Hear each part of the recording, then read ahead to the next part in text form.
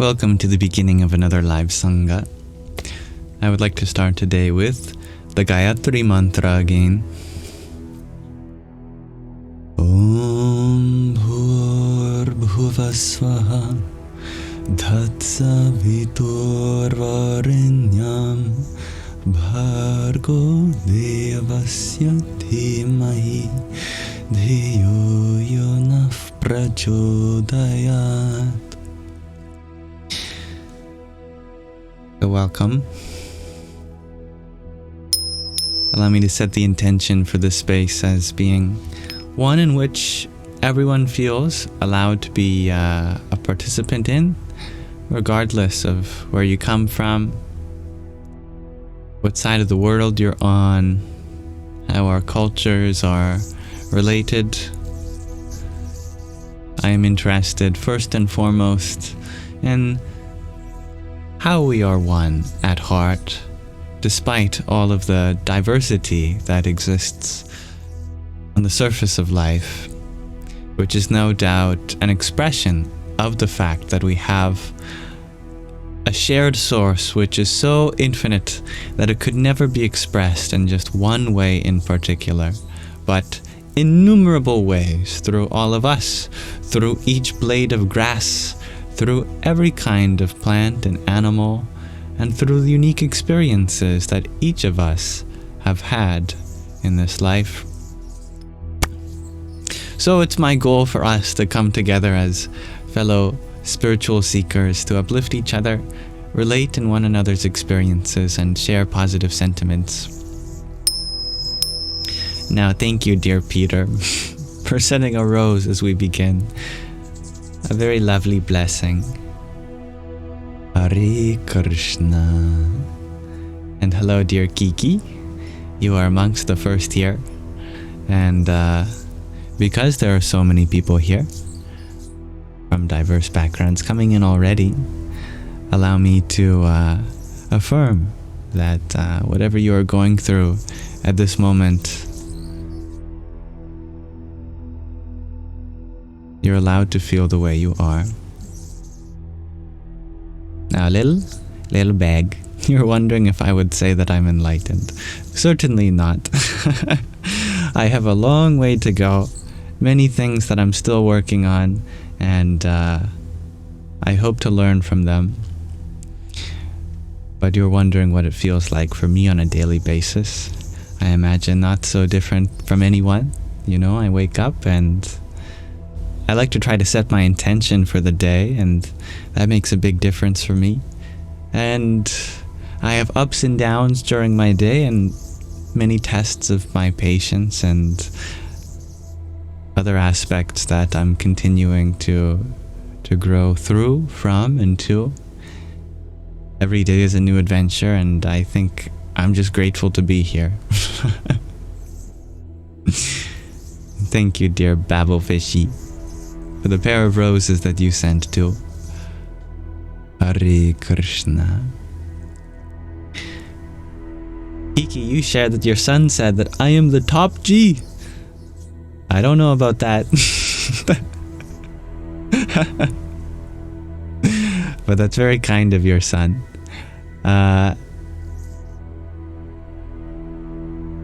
Tell him that I made of rubber and he's glue, so everything that he says sticks to him.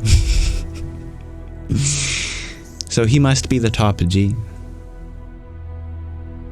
All good that people perceive in me is but a reflection of the goodness that's inside them.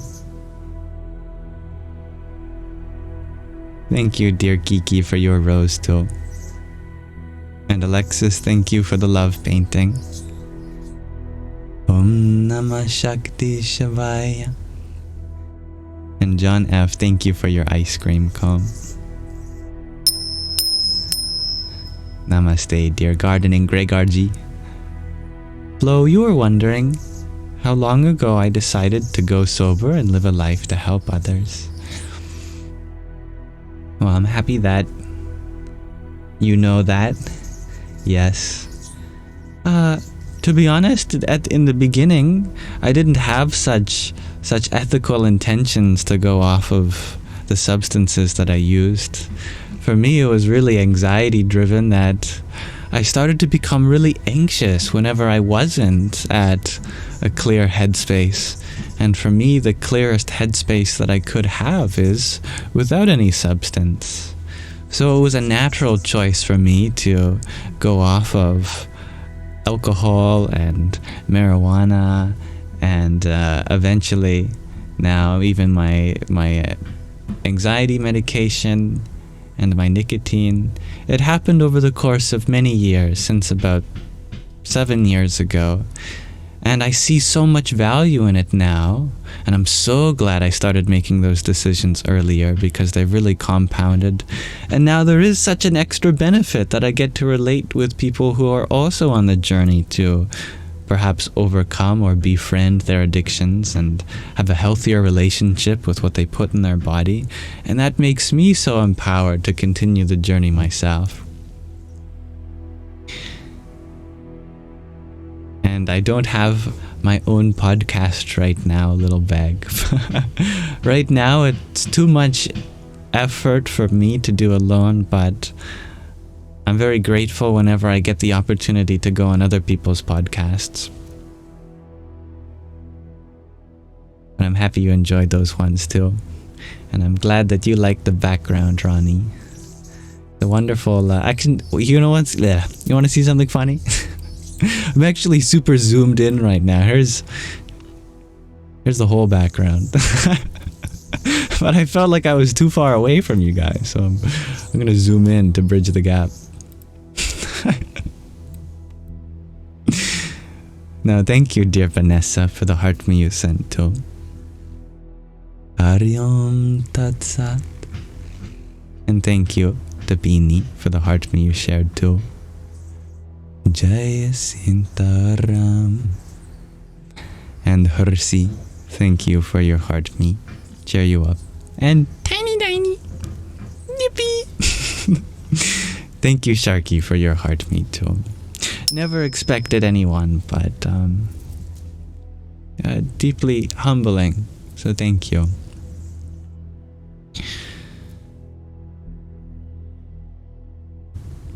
That's very kind of you. What do you mean? I'm happy that I have things that are unique to my experience that I get to share with you. And in the same way, there's so many things that you offer that I can learn from too. My day has been well. Thank you for asking, dear Kiki. Hello, Ragnhildur. Om Namah Shivaya. Welcome, Kalkiji. Now, Gardening Gregorji, you're wondering if I had guests from this Sangha on a podcast of my own. That's lovely. I love that idea.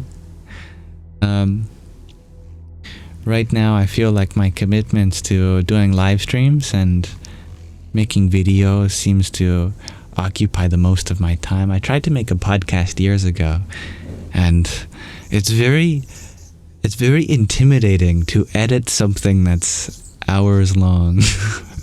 To sit and listen to something and edit the audio, check for any crackles, whistles, pops, make sure that the levels are good.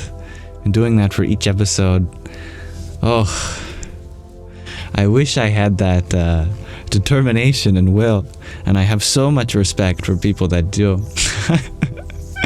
But right now I feel like these live streams are like a podcast, since I upload them and anyone can listen to them. And I try to put a lot of emphasis on the audio quality. Thank you, dear Sharky, for your team bracelet and 9 roses you sent to. Radhe or Radhe. Crazy Art Potato. Thank you for your quintet of ice cream cones and your quintet of roses too. Om Sum Saryaya Namaha. Sharky, you're wondering what kind of music I listen to. I was about to say, what kind of listen do I music to? Right now, I listen to the sound of the bird in the trees, the wind in the leaves, the sound of someone hammering behind me, and a hummingbird nearby, and the buzz of a city in the distance. It sounds nice. Nice enough for me. I like to put on music for others, but generally I don't listen to music myself. Thank you, dear John F., for your friendship necklace, for your finger heart, and for your tiny. Yippee! And thank you, Peckles, for your W and your ice cream cone. Om Kring Kalikaye Namaha. Thank you, Stephen, for your cloud bread too. Jai Shri Krishna. Hello, dear Chelsea. Happy you love the vibe of my stream, and Billy, that you like the changes in locations. I think that helps create a diversity of experiences, which is important. Thank you for your appreciation, Samantha. All the same to you. Hello, dear Priscilla, and thank you for asking, Emerson. I am well. Hello, I love dogs. Taylor, you've been going through many storms there in Chicago. I trust that Mother Nature has been expressing her force to the fullest. Very respectable. And hello, Entrepreneurs Academy. Welcome. Darky, you share that at some point today you thought that I blocked you because you couldn't find me anywhere. Oh dearie me. Well, I have not blocked you. No. Thank you, dear Gina, for your trio of roses too. Harion Tatsat. And Kristen, thank you for a whole galaxy. I never know what to say. I recognize the value of these gifts and how much time it would take for me to earn enough to give a gift like that, and thank you.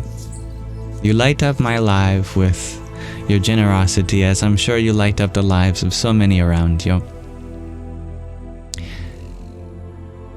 Om Namah Shivaya.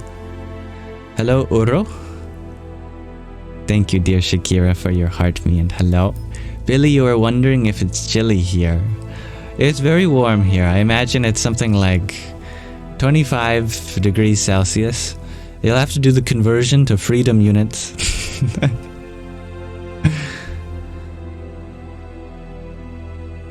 Stephen, you share that a tornado touched down in Ontario today. Ayr, I've never heard of that place, but wow.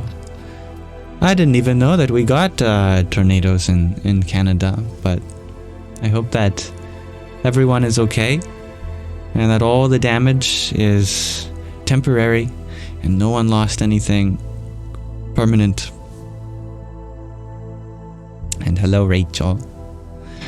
Shakira, you're wondering if I by chance play Fortnite. I did not expect you to ask that question.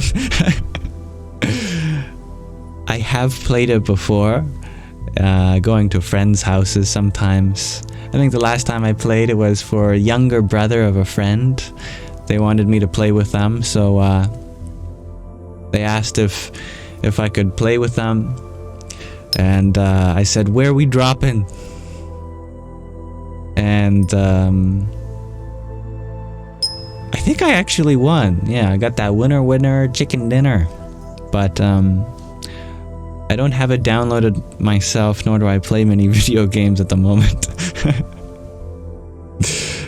Thank you, Entrepreneurs Academy, for the hat mustache that you share as well. Hare Krishna.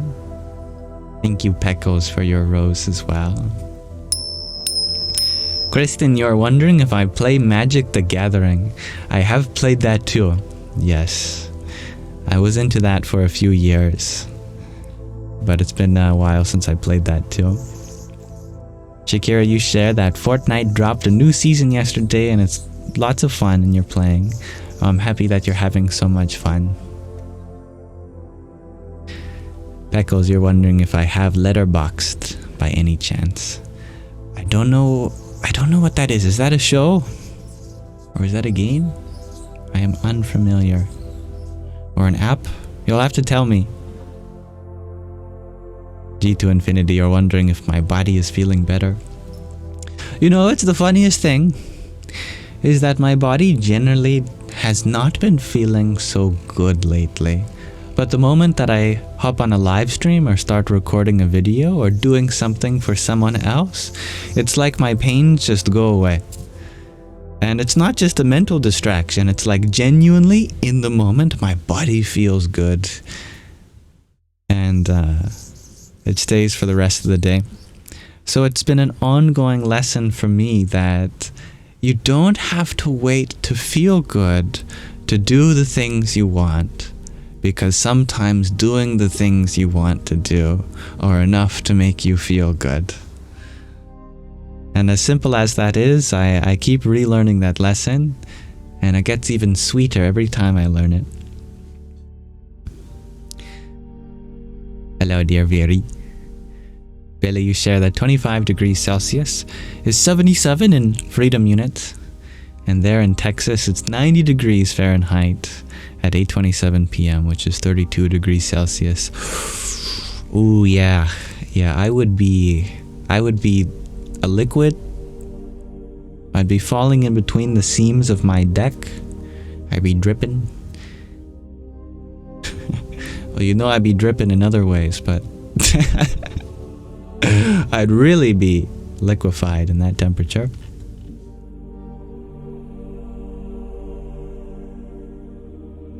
I'm sorry to hear that, dear Taylin.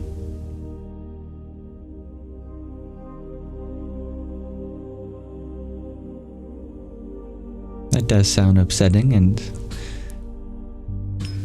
as you wish, I won't echo the words out loud, but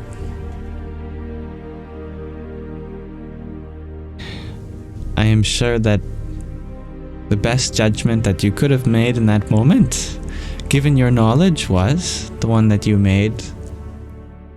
Naturally, there are consequences that we often are unaware of.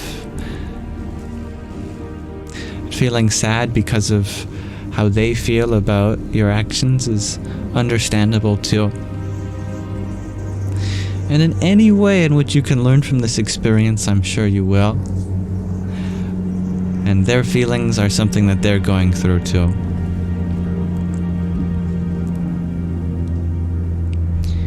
And hello, dear Av. Or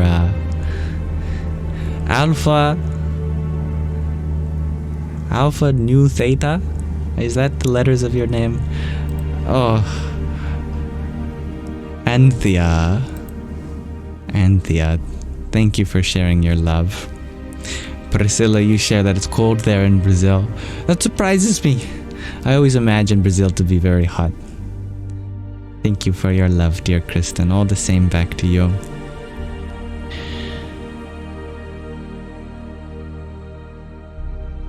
And thank you, Om Tat Sat, for your rose. Hari Om Tat Sat. Thank you, Kristen, for your beautiful flowers too. Jai Sitaram. And Hadassah, thank you for sharing your wishes for divine love to surround and protect us all with every positivity. That's beautiful. Lola, you are wondering what the most spiritual thing I thought about today is.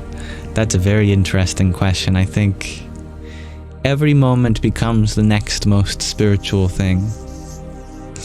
Today, I made a video about Bhakti Yoga, which is a sequel to my video on Karma Yoga, the yoga of action. And like how we use the word karma in English too, there's a philosophy surrounding our action. The way to be free from karmic bondage, free from being bound to the results of our actions, is to offer them to the divine. And that's the spirit of Bhakti Yoga. That we engage in life with a devotional sentiment, where we fall in love with the act of giving itself and leave the rest in the hands of the universe. I think that's a pretty spiritual idea. Thank you, dear Crystal, for your trio of finger hearts, and Hybrid Jen for your rose, and Peckles for your rose too. Radhe, Radhe. John F., thank you for your love paint. Pardon me, I got the hiccups. Thank you for your love painting. I hope to paint in all of you with love. Stephen, you share that. Rebecca has her yam beanie now. You just need to get the yam dana. Oh, it's never expected, but I'm happy that you enjoy the offering. Thank you. Happy to hear that. G to Infinity, you share that Tulasi Devi looked gorgeous in my post. Oh, I'm so happy you find the beauty in her. Oh, it's amazing what the possibilities love can create. And dear Kristen, you share that you want to let go of anger. Me too. It is a journey that keeps on giving us opportunities to let go of anger. Anger is a very human expression. Aggression, impatience, it's something we're afforded due to our evolution. And slowly we learn how to use it in the most effective way.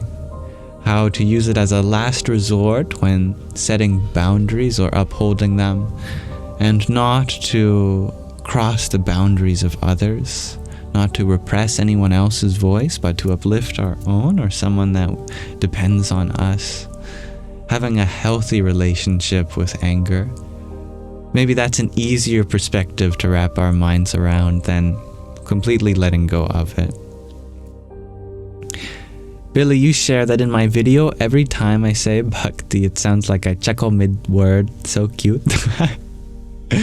That is the nature of the letter H in how we transcribe it into English. I think that's what you're referring to. It's not just Bhakti. Sanskrit also has a doubling of all the plosives, which include an aspirated version. So what we do is we charge up that B with aspiration. So there's like a little laugh that comes out when you say Bhakti. And yeah, it does sound like it's full of joy, and I think that's the reason there's such a symbolism in the breath we give this word. Bhakti. It's a good word. Now, thank you, dear Kristen, for the naughty chicken. Why is this chicken naughty? What did they do? You know what they did? They said cock-a-doodle-doo even though it was not the morning. They said it at night. They were very adharmic.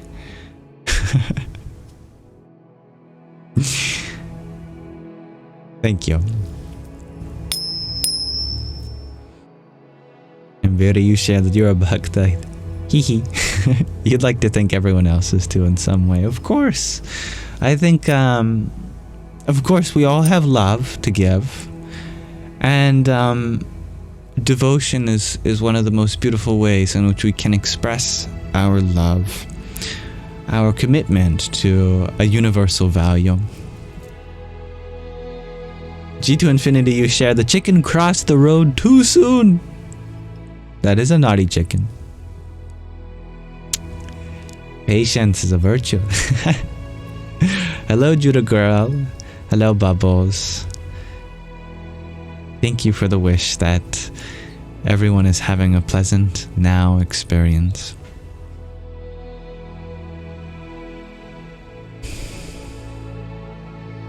Lola, you share it's weird. Lately you've been drawn to doing push-ups until your anger lessens a little bit. That's great. Yeah, actually exercise is such a great way to relieve that energy.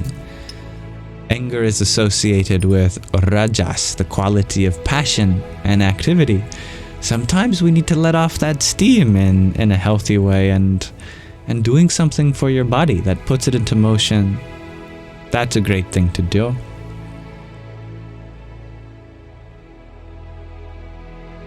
All right. So thank you for this wonderful introduction. We're 25 minutes in and I haven't yet asked you my question of the day, so please allow me the opportunity to do so. So funny, there was a rain cloud just above me when we started. Now it's a blue sky. I think you can see that, a little bit of it, if I zoom out. No, you still see the clouds just at the top of the screen. Yes, today I'd like to ask you all, what is an example of a selfless sacrifice which we do every day? Self-sacrifice where we surrender our own temporary need for self-gratification, for the long-term satisfaction of others. Something that we see in Hollywood movies, not just Hollywood, Bollywood, all around the world. In shows and TVs, there are heroic acts of courage where a sacrifice is made, but it doesn't have to be so dramatic. There are things in which we do every day, in which we give a piece of ourselves to another person. I look so small now. I did look very small when I zoomed out, but I'll zoom in a little bit more.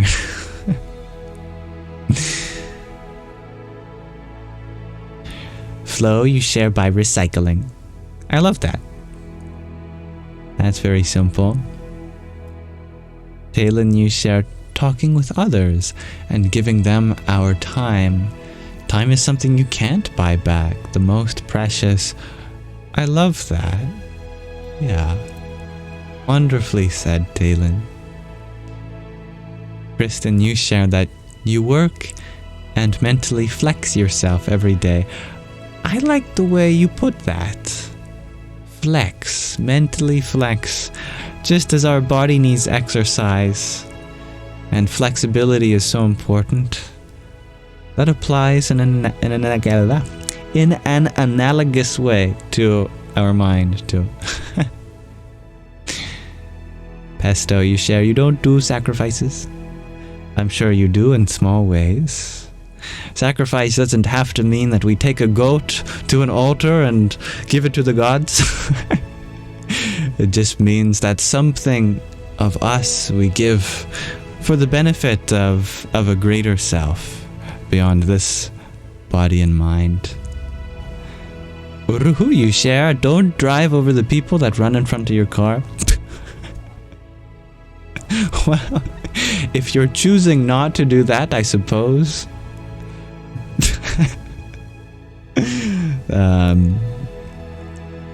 Hopefully that's not the default. Running people over, that is. And not running people over is the norm. Very funny.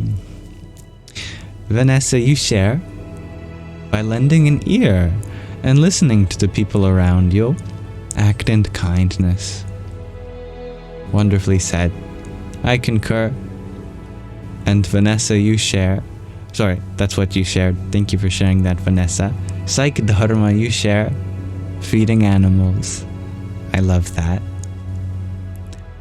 Kristen, you share that you're a barber and that you're the breadwinner of the family. Absolutely. That's a great example too. I'm so happy to hear that you're such a support for your family. Robert, you share picking up litter every day. That's a nice, simple one. Yeah, because does it directly benefit us to not have maybe this chocolate bar wrapper on the ground in the street that we might not walk through again? We'll walk to wherever we need to go regardless. But does it benefit our community and our own ability to give? to serve. Absolutely. That's wonderful. I think it's a great practice to just pick up at least one thing wherever you go if you see it. One thing can make a big difference. And if you're feeling like one thing is not enough, well, then pick up 2 things, or 3 things, or 4, or as many as you want. Just don't overburden yourself so that you stop doing this wonderful selfless service. Tiffany, you share that you get up early for your kids, even though you'd rather stay in bed. I like that. And oh, thank you for the pumpkin spice latte you sent a minute ago too. Hare Krishna. And Badarmo, thank you for your team bracelet. And your heart me. Om Shri Hanumate Namaha. Ruhu, you share that in Switzerland, the people walking have much more important than the people inside cars. They're more vulnerable. Yeah. They do deserve to get the right of way. A wonderful reminder that those who are vulnerable take precedence. Flo, you share by feeding the birds, squirrels, and kitties. That's nice, yes. So you share that you give your cat. Giving to your cat is important. I feel like the comment might have got cut off, but nonetheless. Started off strong. Billy, you share that taking care of ourselves is also selfless so that we can be available to others. What a wonderful idea that empowers self-care. Yeah. Thank you, Kristen, for the donut too. Hari Om Tat Sat. And Gina, thank you for your heart mate, your ice cream cone, and your Gigi. Om Dum Dargaye Namaha. Katrina, you share that I should collab with Nish the fish. Oh, we are good friends actually. And very early on in my TikTok career, I asked if we could do a collaboration together. And he loved that idea, except he wanted to collaborate at a different level. And so I helped with the courses that he does every week. And I substituted for him one day that he couldn't, and offered some classes on the Ashtavakra Gita and the nature of awareness as it pertains to Brahman, the ultimate reality. But yeah, I have much love for Nish. Perhaps one day our collaboration will include having our video making overlap. But until then, I think we collaborate at another plane of reality.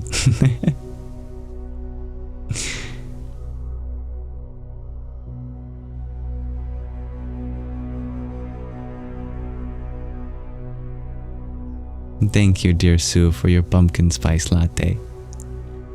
Hari Om Tat Sat. And Tegs, thank you for your heart me too. Radhe oh Radhe.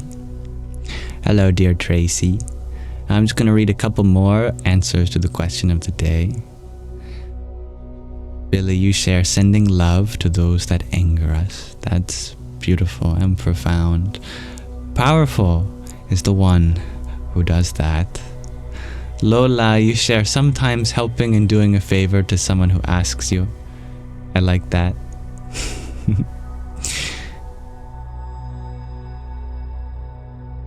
Kristen, you share that you love to make people feel better about themselves. That's a beautiful endeavor.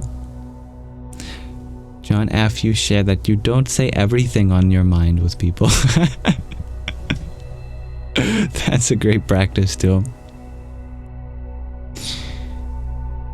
And so you share that you give your cat 2 medicines daily, plus medicated food, feeding the birds and squirrels in your yard. I love that.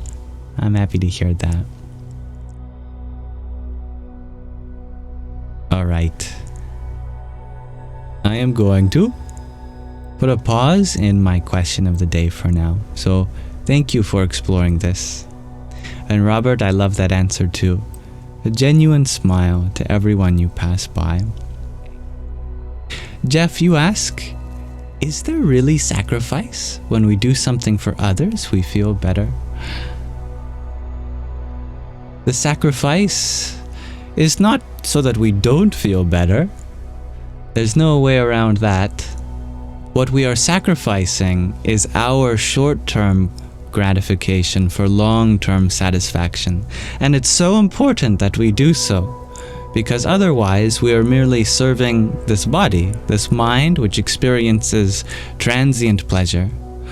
But when it comes to the greater self, the self which we are all a part of, as an expression of the same nature, the same consciousness, then of course we feel better because that's our purpose. And we are providing ourselves with long-term satisfaction by engaging in our dharma, our duty. Thank you, dear Tegs, for the 10 roses you'd sent too.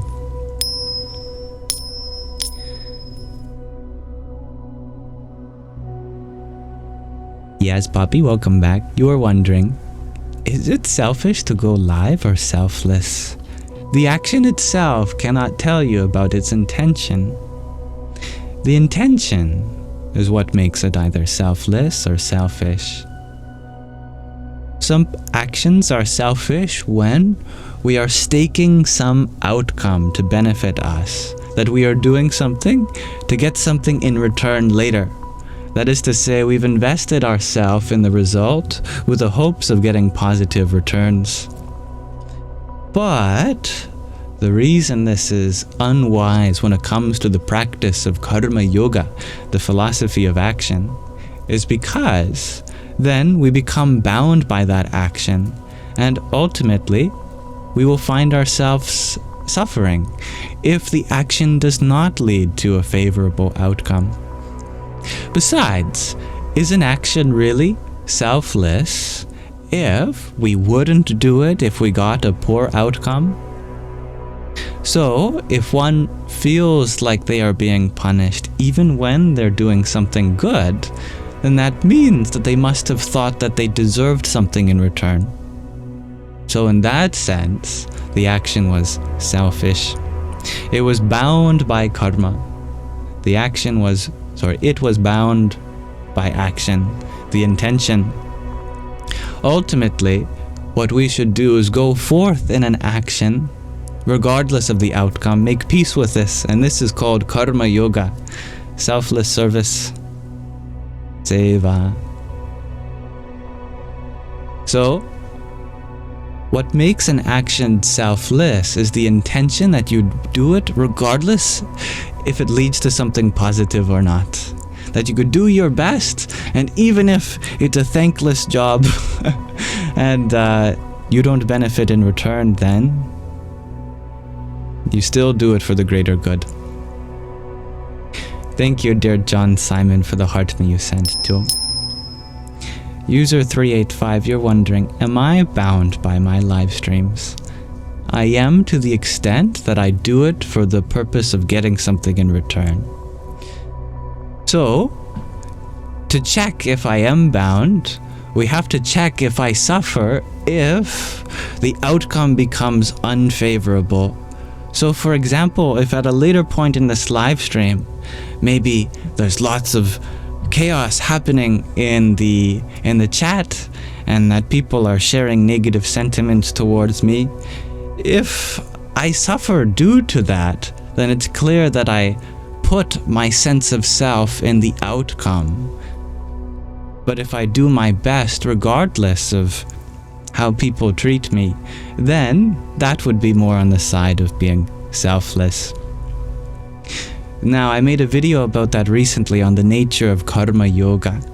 It's very unfamiliar to many of us Westerners, because in the West we are born to believe, we are raised with the idea that everyone does something for the purpose of getting something in return.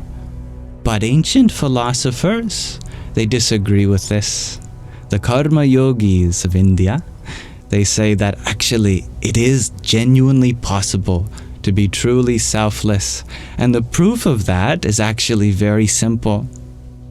When anybody falls in love with the action itself, that's proof that it's selfless. Because the greatest gift to them becomes the offering of the action, that they are the most happy when they are serving, regardless of rain or shine, whatever happens in return. And that is the topic of my most recent video that I just posted only an hour ago on the nature of Bhakti Yoga, the yoga of devotion. Alright, we can continue with that topic too, but I did want to start my live with an introduction and a question of the day, and then move into a short reading. So I would love to read to you all from another section of the book that was gifted to me by one of you.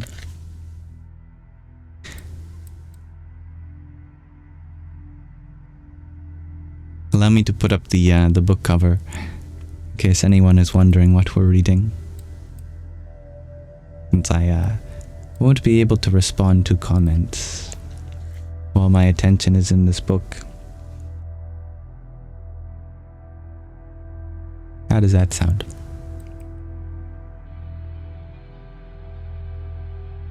Let us explore another section of the hidden power in humans on chakras and kundalini.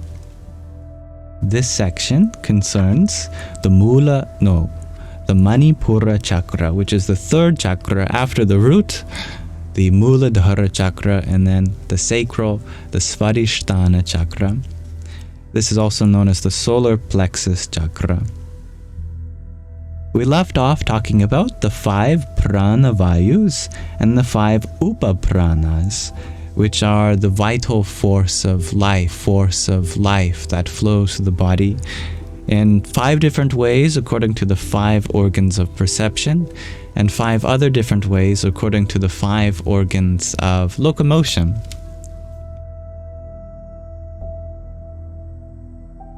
There are 2 basic functions within the body: reception of energy, prana, and elimination of waste, apana. The energies of prana and apana meet at the Manipura chakra. They represent the 2 basic functions of giving and taking, expansion and contraction, assimilation and elimination. Both forces should be able to function freely. Disturbances or blockages lead to illness and, in extreme cases, even to death. Prana is the receiving power that enables and controls the supply of energy to the body. Its seat is in the upper body. Through this prana we receive oxygen, which is essential for life, and the life force that exists within the air we breathe. Apana is the eliminating power that brings about detoxification through excretion, secretion, and exhalation. Its seat is in the lower abdomen. If apana vayu cannot flow freely, then it results in toxicity within the body. Illnesses or diseases that affect the lower abdomen, intestines, kidneys, urinary tract, legs, etc., result from a disturbance of apana vayu. Prana and apana not only have a physical, but also a very important spiritual function. Through certain advanced yoga techniques known as kriyas, the energy currents of prana and apana can be united in the Manipura chakra and guided into the Sushumna nadi, the central nervous system. When this occurs, the Kundalini energy rises to the Sahasrara chakra, the crown, and the meditator experiences the state of samadhi, meditative absorption, supreme consciousness. But this pranic energy is also influenced by our own mental radiation, by our individual qualities, feelings, and thoughts. For as long as the pranic energy remains polluted and encumbered by karmic waste, it is not possible for the energy to rise and unite with the divine. The animal symbol of the Manipura chakra is the ram, a fiery and lively animal. The animal symbol of a chakra indicates that at this particular stage of development, we are still connected to nature. As the development of the embryo within the mother's womb indicates, we carry the genetic makeup of plants as well as animal and human life within us, and must therefore constantly make allowance for these qualities and aspects of consciousness that form our evolutionary base. Another symbol of the Manipura chakra is an inverted triangle. This symbol is also encountered in the Muladhara chakra, which we've seen before, the root chakra. The downward pointing tip of the triangle symbolizes the origin, and the upward spreading sides of the triangle indicate growth and development. The triangle is also a symbol for the flame of the Manipura chakra that expands and rises upwards. Vishnu and Lakshmi are the divinities that reside in the Manipura chakra. Lakshmi is the goddess of wealth and prosperity. This does not refer only to the material, but primarily to health and spiritual prosperity. Health and a cheerful nature are very valuable possessions that make our life successful and happy. Lakshmi is the celestial counterpart of Maya, material existence. Her gifts are perfect and constant happiness. Lakshmi symbolizes the rising spiritual energy, whereas Maya diverts the consciousness toward the material. Here, Vishnu personifies the progression towards human consciousness, spiritual growth, and creativity. In mythology, Lord Vishnu rests in the middle of an infinite ocean on the coiled-up body of a 1,000-headed snake known as Sheshanaga, and the snake carries the earth on its heads. As soon as the snake moves its heads a little, an earthquake occurs. From Vishnu's navel a lotus grows upwards, and from its opening petals Lord Brahma, the creator of the world, appears. What does this mythological image say to us? First, we will examine the significance of the world resting on the snake's head. Shesha means 1,000, but also the rest, so to speak, what is left over. When diversity is removed, there remains only unity, truth, satya. The earth, which is the basis of our existence, is therefore based on the one divine truth and reality. When this foundation of our existence begins to shake, it means that if we fall from unity into duality, a quote-unquote trembling of our consciousness occurs, and we lose the inner peace and harmony within ourself and creation. As Kundalini, serpent power, the world snake also represents the Muladhara chakra, the root center, upon which our consciousness and personality are founded. In the Shastras, which refer to holy scriptures that came from the rishis, the seers and sages and saints of ancient India, it is said that the first movement, the Spurana, that led to the creation of the universe, came from Lord Vishnu. Therefore, the lotus that grows from Lord Vishnu's navel center, the Manipura chakra, symbolizes the primal sound, Om, from which creation began. Therefore, the Lord of creation, Brahma, is found here. Now, there are many more aspects of the Manipura chakra which we can continue exploring. For now, let's pause our reading of The Hidden Power in Humans there for now. So, thank you for listening. And we can open the floor up to our regular format again, conversating, diving deeper, uplifting our consciousness towards Satchitanandatma, truth, consciousness, bliss of the self. Thank you for those who sent a gift while we were reading also, like Daniela, who sent a trio of roses, Radhe Radhe, and Dob Darker. Thank you for your heart me. Dum Dargai Namaha. Hybrid Jen, thank you for your disco love too. Jai Sita Ram. Kristen, thank you for a whole galaxy and a rose and a love painting too. You are so generous in expressing your gratitude. I am deeply humbled as always. Om Namah Shakti Shivaya.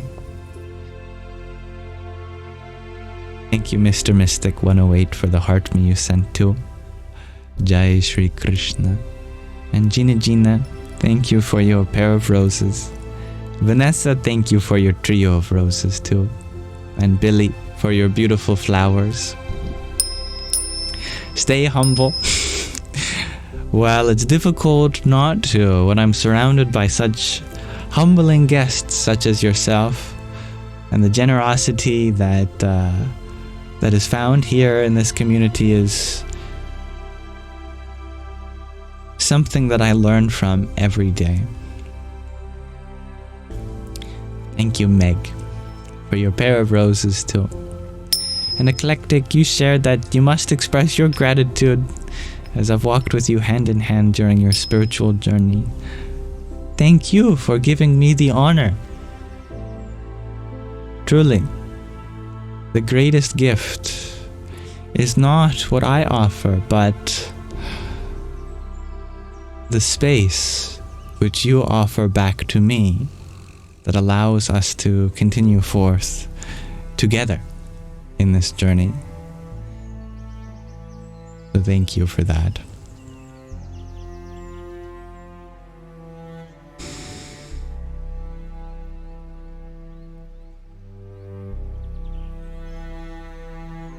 Thank you for sharing your love of this space and everyone here, Sammy. I'm happy that you can find peacefulness and a sense of home here. If home is that place in which we all return to,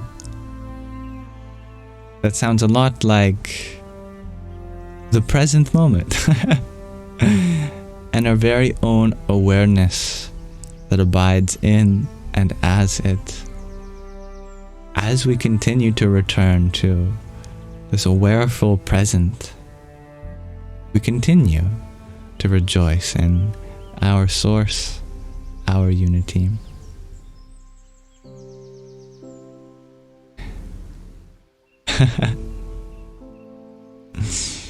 It is true. Money is not really all it cracks up to be, but it can go places where we cannot. Like when there are conflicts around the world and we cannot physically send our support, we can financially in the way that we can. It is said in scripture that because everything we gain is only something that we should continue to use for the welfare of all beings, that a tenth of our income should go towards a greater good, like a charity, like a charitable foundation that is doing humanitarian effort, or our local community taking care of its parks, recreational facilities, maybe hospitals, that sort of thing. That whatever we get as income, we move the decimal place one over and we go, how can I share that with the world? I think that's a great practice. Thank you, dear Billy. You're so lovely. You shared that more money can cause more stress. It's very true. There's a lot more things to keep track of with a bigger life that comes with greater income.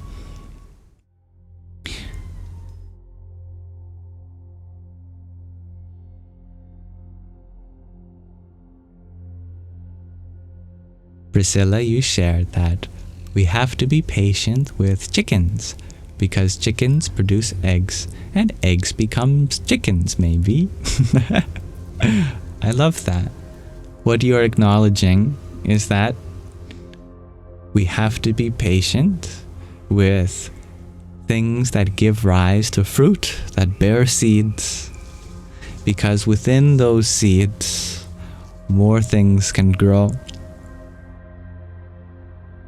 Even though we might not get apples on the first season of taking care of an orchard, sooner or later they bear fruit which produce seeds that end up growing up to become big and beautiful trees as well.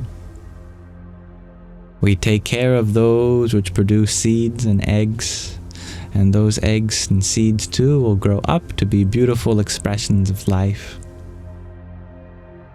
We give purpose to that egg-bearing being, and then we empower the life that comes thereof.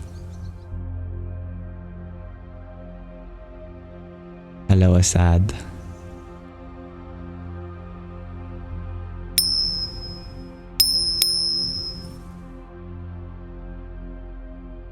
It's a never-ending story. There's always more room for another expression.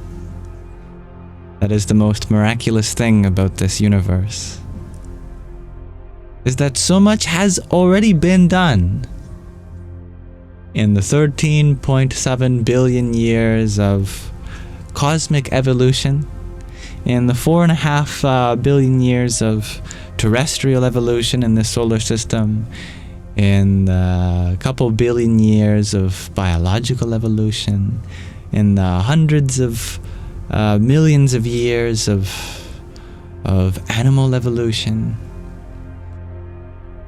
in the millions, in the hundreds of thousands of years of human evolution, in the tens of thousands of years of societal evolution, in the hundreds of years of technological evolution. Oh, there's so much growth and always more to do. How could we ever exhaust that infinite source which we all come from? And hello, dear Chloe Evans. You can't be here for long as you're about to go to bed. Well, I trust that you'll go to sleep in peace, have beautiful dreams, and wake up in peace. And thank you for stopping by to say hi.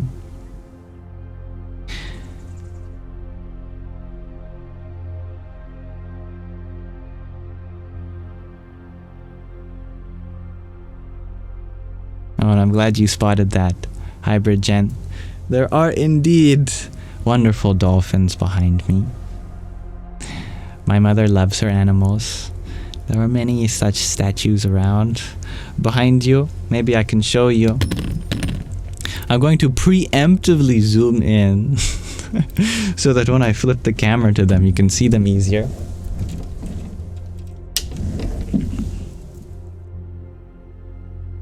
There's a cat, there's a Buddha, there's a bunny. My mother loves octopi too, they're around. Many Buddha statues. Wonderful Buddha here. There's also a Buddha over the fence. I don't know if I can reach that far. Oh, there.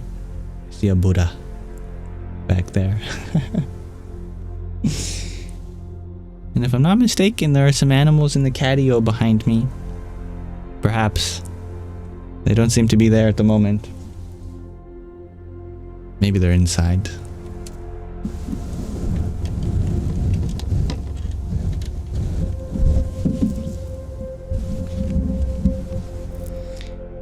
Time to zoom back out.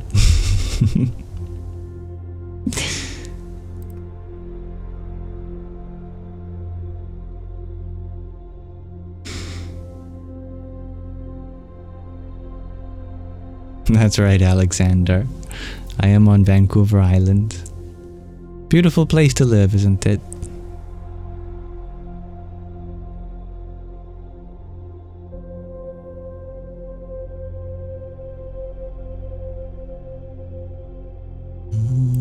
Hello, dear J6 Gems, I should say. I think that's how I pronounce your name. Alexander, you were born and raised in Victoria. We are truly so lucky. We used to go here on vacation since I used to live in Calgary, Alberta, in Canada. And whenever we came here, I'd always have so much fun on vacation. And then when we moved here, now it's like I'm always on vacation. So I'm very grateful for that. Chris Martin, you shared that you have a message that you would like me to share with the whole world. Well, if it's full of love and inclusivity to all beings, I would love to echo that which is in your heart.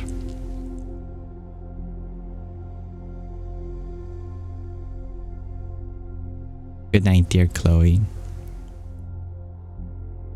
Billy, you were wondering if there is a loud noise for the little Buddha. Oh, there's one thing I know about the Buddha. The Buddha can meditate no matter how loud the surroundings are, because the Buddha is in tune with the silence within. Good night, dear Angel Appleseed. Alexander, you always joke and say that we live in the Hawaii of Canada. I say the same thing too. It must be an islander thing.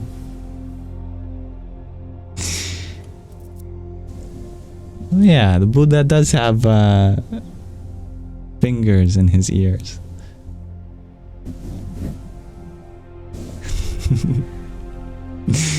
I didn't notice that. Must be closing his eyes, closing his ears, so that he can smell the flower in front of him with all of his vritti, all of the concentrated force of his senses. Jacqueline, you need this Buddha ability now. Well, the best part is that we all have that ability. It's just a little easier for the Buddha. We have to put in perhaps more effort. But even then, the Buddha spent many lifetimes getting to the right state to become a Buddha. And even within the lifetime, it took many decades before he was known as the Buddha. Underwent many penances. Something that he did in many ways so that we don't have to, since he discovered the middle path, the way of balance. Kristen, you shared that if I don't like crocodiles, I shouldn't visit South Carolina. Who says I don't like crocodiles? I love life.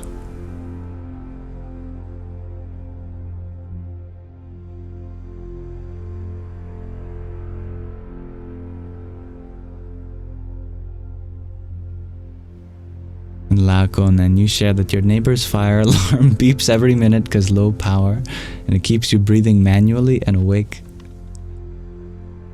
I am happy that you find a reason to be conscious, given the circumstance. Sounds like it could be very frustrating, but you turn it into a reminder to be with your breath, be alert. That's beautiful. As a good neighbor, you should also probably remind them that it's good to change the batteries in case of an emergency. Alright, Chris, you shared that the divine inspired in you, that if the whole world gets on their knees in prayer, then the divine will descend from heaven. That's beautiful. Though we might not be able to, the whole world to abide by this wonderful sentiment.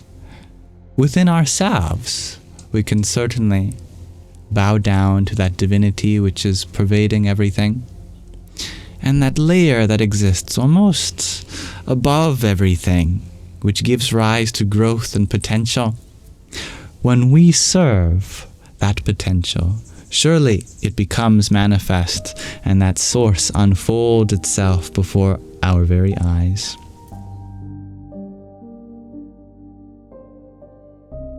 Thank you, dear Badarmal, for the marvelous confetti you shared too. Jai Sita Ram. And Isabella, thank you for your finger heart and your cloud bread.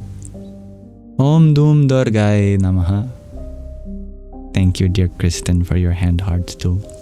Here's some for you. Jai Sita Ram.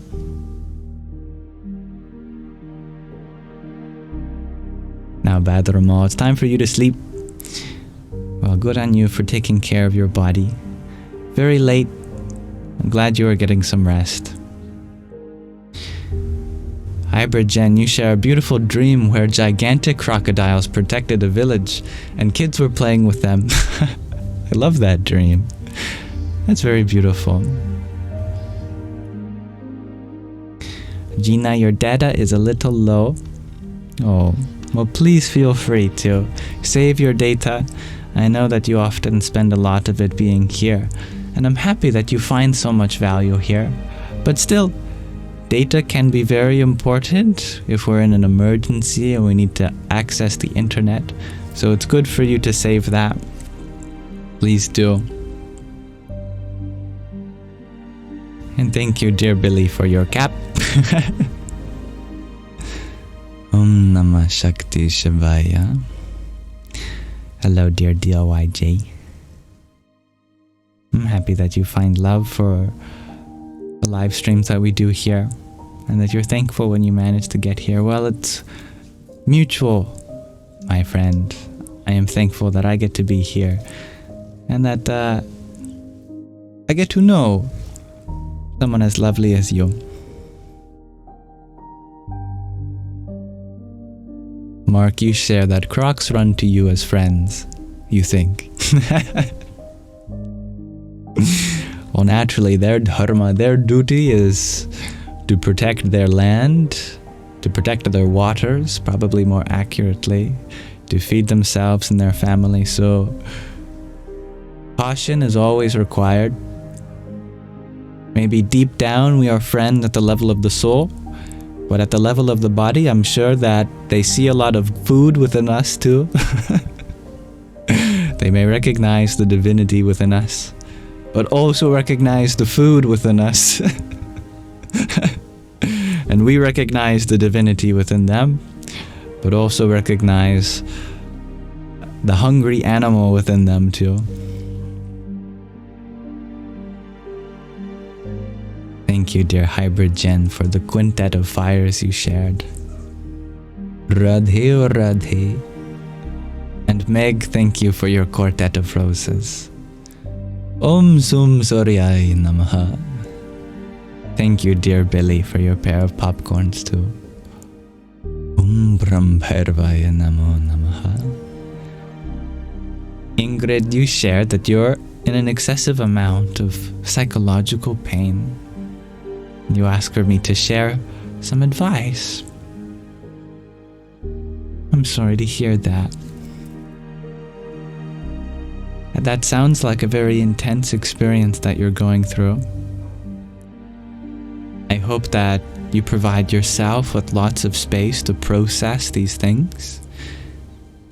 Psychologically, we require comfort, just as physically we require comfort. And so I hope that there are people in your life that are able to provide you with this. And as much as I can in my capacity, I hope to affirm to you too that if you are experiencing grief or loss or guilt, any of these psychological distresses, then that's very understandable to feel overwhelmed. All feelings we can reflect from and grow through. We do have to forgive ourselves for having them and lessen the load, because diving too deep within these sensations can overwhelm us with an excessive amount of suffering. When our body is feeling in pain, our mind can sometimes amplify that pain by adding layers and commentaries as to what this pain means. But that extra layer of meaning that ends up getting us spiraling, we don't have to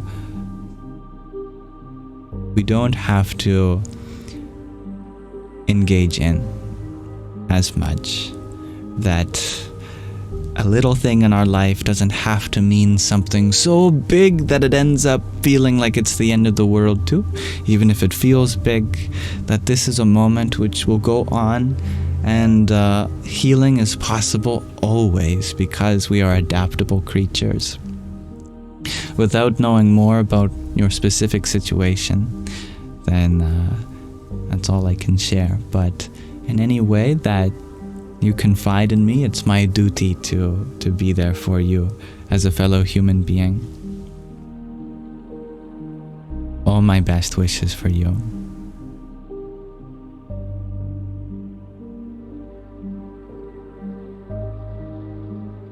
You are very passionate about this message, dear Chris. Thank you for seeing me as an amplifier to your beautiful voice. I give you all of my best wishes for you to share this message on a platform that you will be able to reach the hearts of those who need to hear. I hope that this message goes a long way, but at this moment, I have to connect with others who are dealing with things that require my energy, just as it would take energy to echo this message of yours.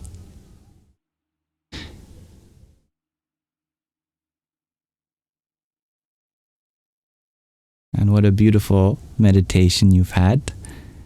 Tati Munika, if I pronounce your name correctly.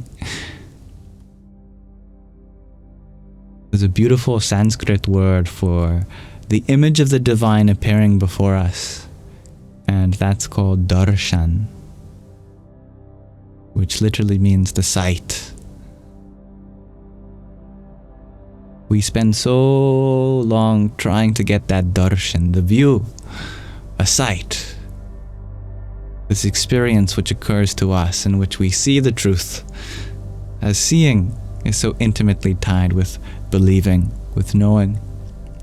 You ask, how do you know it's true? I saw it with my own eyes.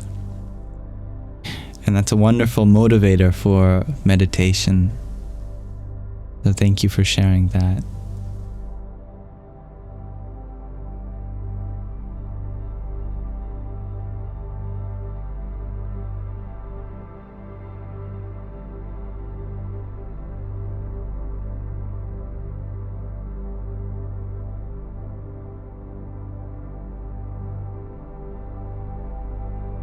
Ruka, you share that darshan is also offering. When it comes to going to a temple, doing puja, darshan can include going towards an image of the divine and offering flowers and fragrance and water and food. Absolutely an offering component.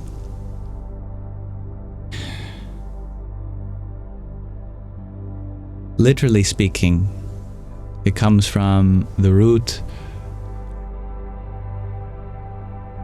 darsh, I believe, which means to see, but it's an irregular verb and it doesn't get conjugated in a way that sound comes through in verbs to see. Like he or she sees is not darshyati but pashyati. For some reason it changes. It's irregular in that way. But we do have words like a darshi, which means a seer, one who sees. There is a similar Sanskrit word which might be relevant too, and that's dakshana. And that's where we offer a gift to the form of God or to the representative such as a guru.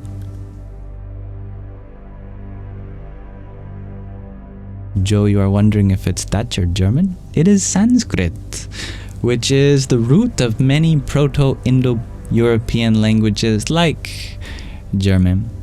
So I'm sure there is some etymological continuity there.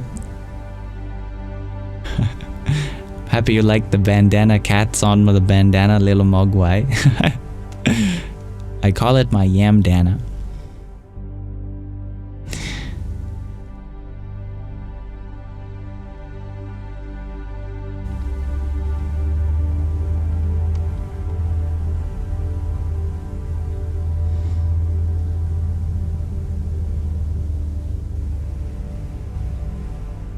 Hello, dear user 798. I am doing well. Thank you for asking.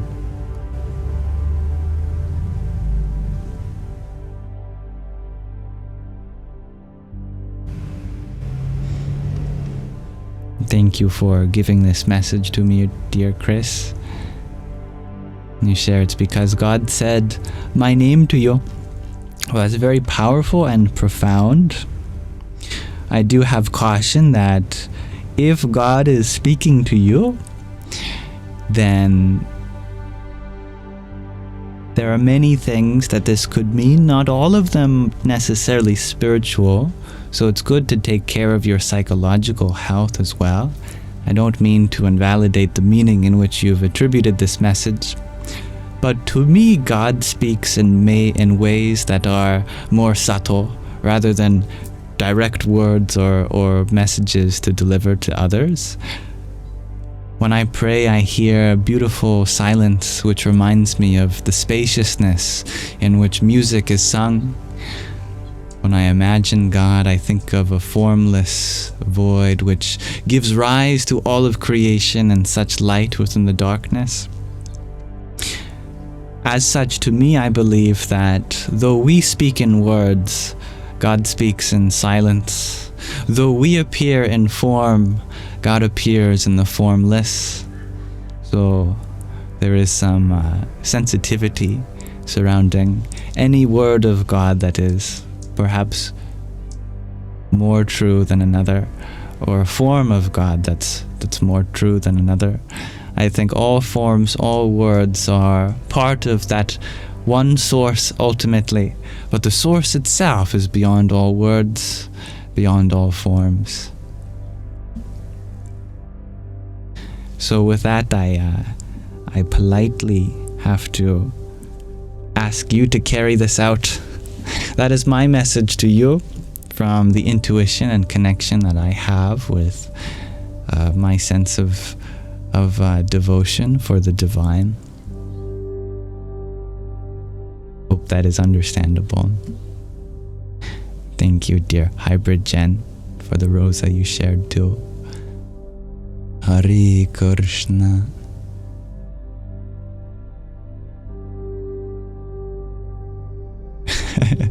I think, is that a Star Trek reference, Lucy? My father loves that show. I watched many of those episodes growing up.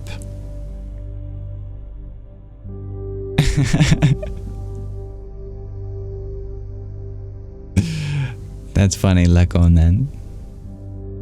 Am I evil if I hope that my friend's other side of the pillow is warm when he turns it for cooling?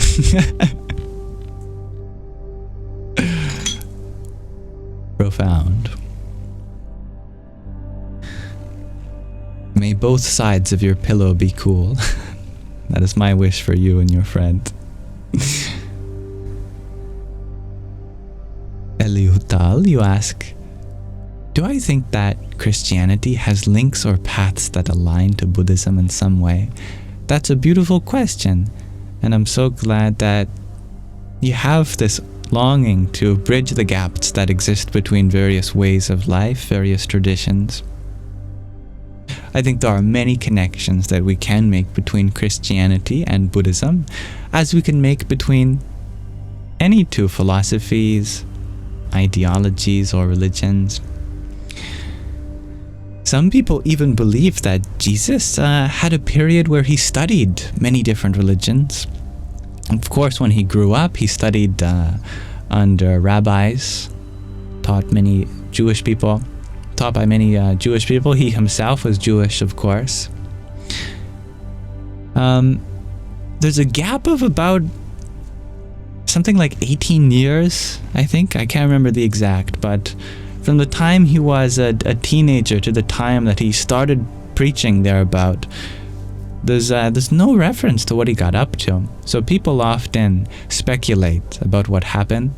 And around that exact time period, some people believe that there are references to him visiting areas of the East, like Nepal, this figure known as Isa, which just so happens to be one of the names for Jesus. For example, it's the Arabic name for Jesus, Isha, since his name was Yeshua in Aramaic, and that becomes Jesus or Joshua in other languages, or Isa in Arabic. But yeah, there's this story of this saint named Isa who came around the same time and studied under Buddhist masters and Brahmin monks of Hinduism too.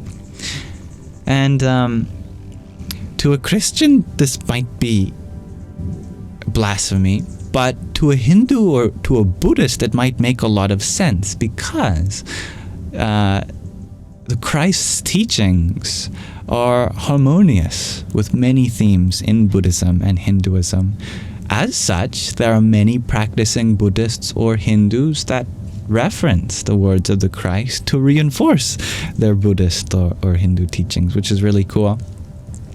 One prominent example is the Ramakrishna Math, which is fundamentally Hindu, but they reference Jesus all the time. There's also the Self-Realization Fellowship, which is also Hindu, but they worship Christ just as they do Mahavatar Babaji, which is the so-called Yogi Christ of the Himalayas too. Anyway, there's tons of connections we can make between East and the West, and I look forward to the ways in which we can continue to bridge these gaps, because I believe that interfaith dialogue is so important. Cross-cultural communication, so big, so important today. And thank you, Lucy, for the tiny that you sent a few minutes ago. Yippee! And Tortugas Tim, thank you for your cake. Jai Shri Krishna. And Lily Moore, thank you for your octet of roses. Radhe Radhe.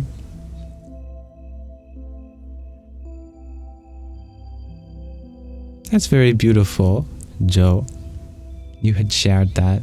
It's best to not be religious. Just a son of our Father and Mother Earth, brother to all. That's lovely. And I'm unfamiliar with who that is, Little Mogwai.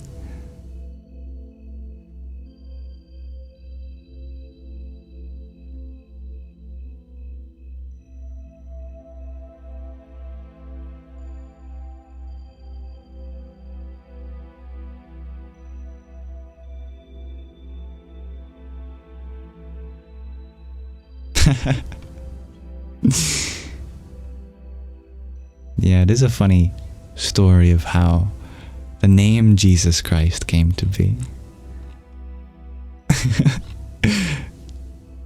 I imagine if anyone were alive at the time of the Christ and they called out, Jesus, he wouldn't turn his head.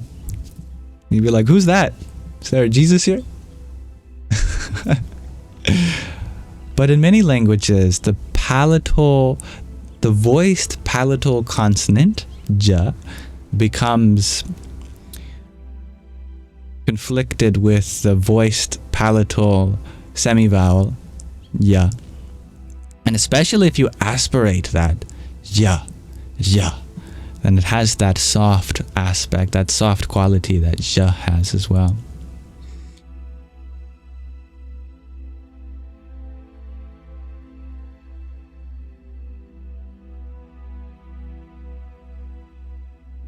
my little mogwai, you're wondering what my stance on OBEs and lucid dreams is.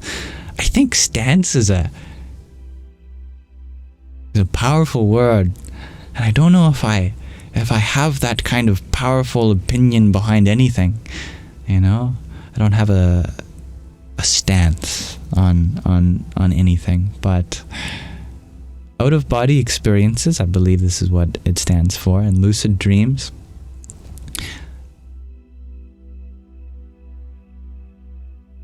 I feel like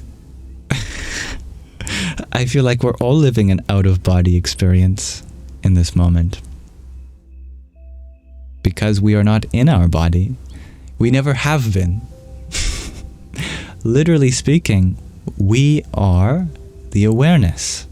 And within the awareness, we find our body. We find our mind. So a so-called out-of-body experience is just the normal. Because we recognize our body to be within our conscious field. It is a part of the experience, just like your phone is, and the walls around you, and the sky, and the ground, and the trees, and the people and places. They all occur to you in the same way that your body occurs to you. It just so happens to be the closest thing to you. It can't get any closer because it's what facilitates the organs of perception, the ability to perceive material existence. But our body is one of the things that we can perceive, and therefore our greater sense of perception, our awareness, is something that contains the body. But when we become identified with the body, we feel like that is all we are. When the body comes into existence, I come into existence. And when I come out of existence, I come out of existence with the body.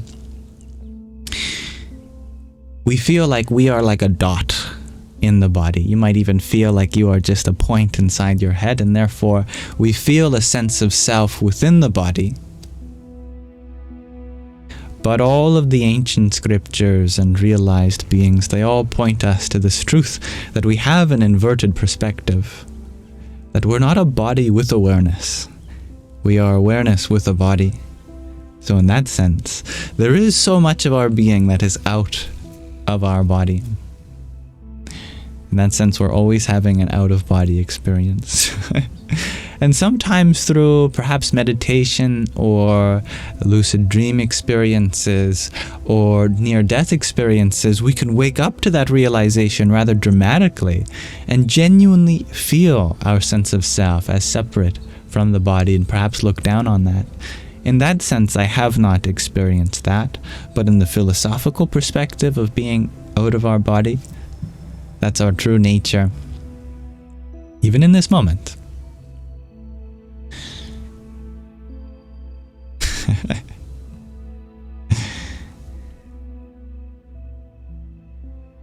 Lucid dream. So many people are concerned with being conscious while they dream. What's even more important than being conscious while they dream is being conscious while you're awake. Here, I'll take a stance on something. My stance is that we should be lucid wakers rather than lucid dreamers. You know that sense of alertness that you realize in a dream, oh, this is a dream. We should have that at all times in the waking state too. Oh, I am awake. Oh, I am conscious. I am aware. This was the natural state of the Buddha. It is said that the Buddha is fully awake while asleep and fully asleep while awake. Literally speaking, the word Buddha comes from the root Bodh, which means to awaken. And so Buddha means the one who is awake. In other words, the awakened one. That is to say, to be fully conscious of the fact that we are awake, in the same way we try to maintain that lucidity while dreaming. Thank you, dear Kelsey, for the heart me just a few moments ago. Jai Shri Krishna.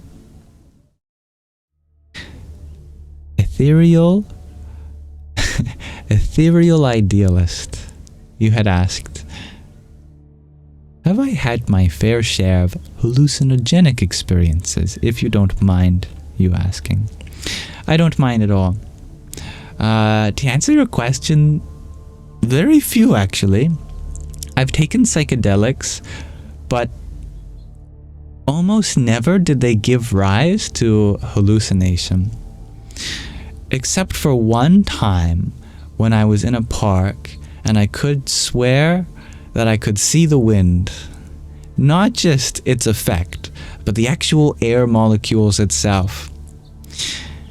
And I felt like I could watch the swirling of the wind as it spiraled around all of the trees and the plants, and it was such a real experience to me that this invisible medium we call air had a very real presence for me. But that was really the only experience where I saw something that others wouldn't agree was occurring to them too. I think that hallucinogenic, or more generally, psychedelic experiences, psychoactive experiences, can be really opening, and they deconstruct many of our boundaries and the preconceptions we have for our experience of this life. Puts us into a state of wonder in which we dissolve our assumptions, our preconceptions, and that can be a start of a beautiful journey on the spiritual path.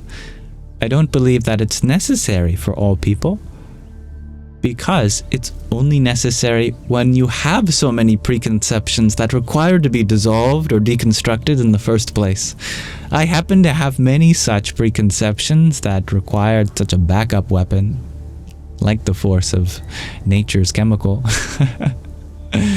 But for people that are immersed into a spiritually minded culture, if they keep an open mind since their childhood, then they're already in that state. Already in that childlike state of wonder. So there's no need to rely on anything that you don't already have within you. They take you back to what's within. And once you find what's within, then you can let go of the map that brought you there. Thank you, dear Greta, for the heart me and rose that you shared. Radhe, oh Radhe. Sarah, you are wondering where I am in the world. Well, hello, dear hummingbird. Chirping at me. Is the hummingbird feeder needing to be refilled? No?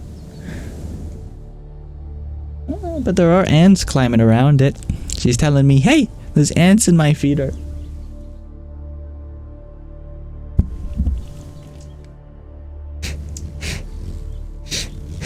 Get out of there. It's not for you. There's plenty of food. Excuse me. Hummingbird is very, very sincere, chirping all around me that I fix this for her. But to answer your question, I'm in Canada. Yeah, there are lots of ants on here. No wonder she can't drink.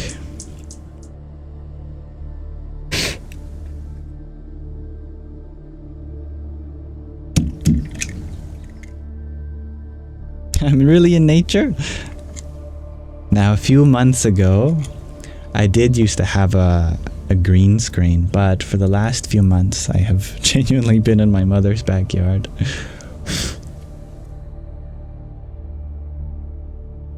But technology is getting so good, it's hard to tell the difference these days.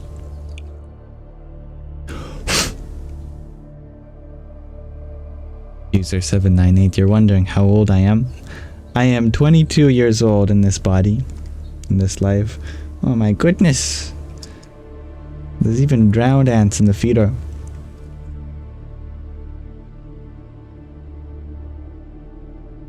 Alright, I think I got all the ants.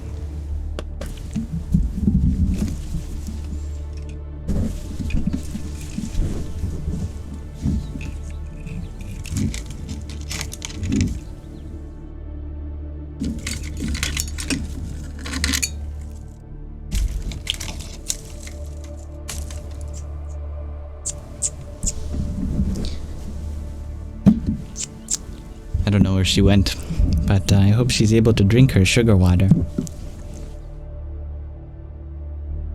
She always lets me know when something's up, if it's low or if wasps are attacking.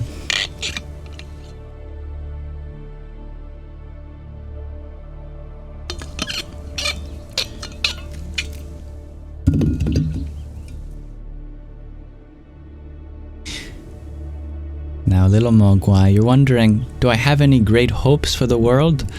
No. I have no hope for the world. The world will always be in conflict. But I have so much hope for the potential that will manifest if we put in the effort. That is to say, I have hope within our own ability to change it, because the world is not going to change itself.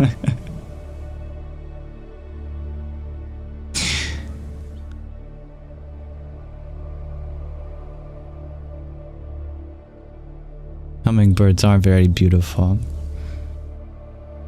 And I'm very honored that there's such a biodiversity in my backyard. My mother takes good care of it in such a way that allows it to be a functional ecosystem for many creatures. I'm watching many bugs climb across my laptop as we do this. Lots of different birds. Bunnies hanging out in the hedges, squirrels, and raccoons. In fact, they all contribute to it as well. I have to show you that over there, you see there's a giant sunflower that propped up just in the last couple weeks.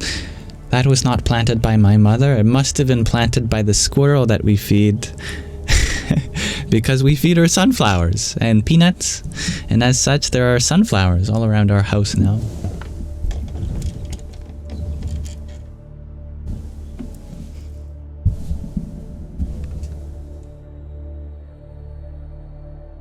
Now, Pablo, you had asked, how can you ask the universe for the answer between two good choices? Well, can I tell you a story?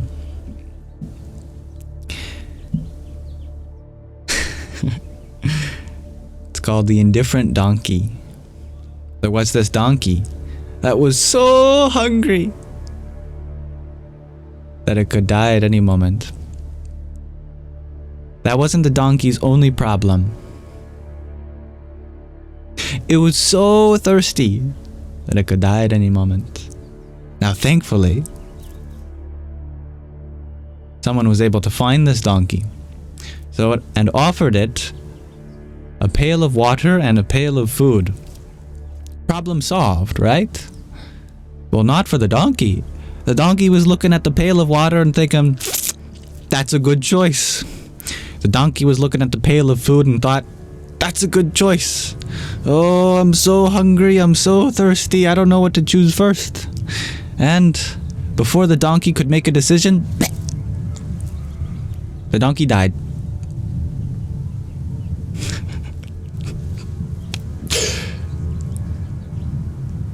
Moral of the story is that the donkey could have chosen either.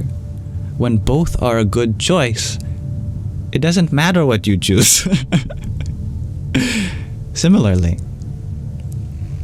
almost rarely in life does the specific choice make the biggest difference in our life. The biggest difference is how we engage with each choice. If the donkey chose the water first, that's fine. And once the donkey has had his share of water, choose the food after. The universe is not going to tell you what to do, because the universe does not provide you with the answer. You provide yourself with a reason for doing things. The universe only provides you with the choices. The universe says, here are possibilities, and you get to choose where you find yourself to be expressed. That's up to you, my friend. You can't take the job of the universe away from you, and you can't take your job away from the universe.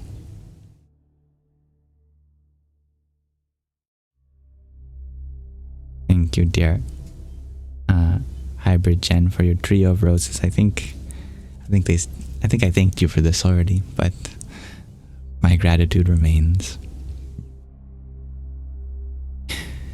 User 798, you're wondering if I ever lead meditations. Sometimes, if you ask nice enough. We can end our live with that.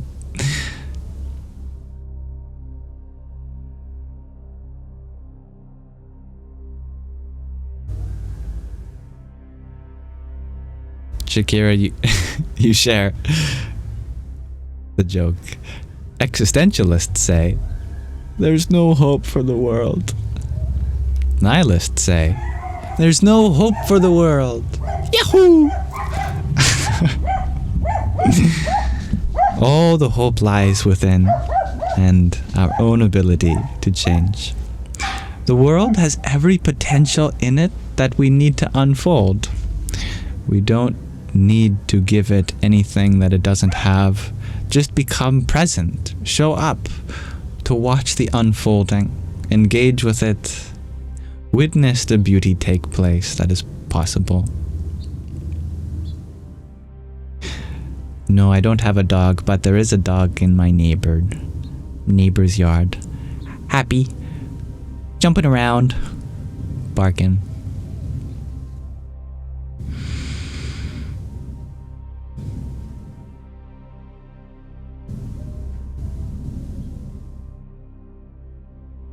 Actually, I have seen that movie, Little Mogwai. It's a beautiful movie. Everything, everywhere, all at once.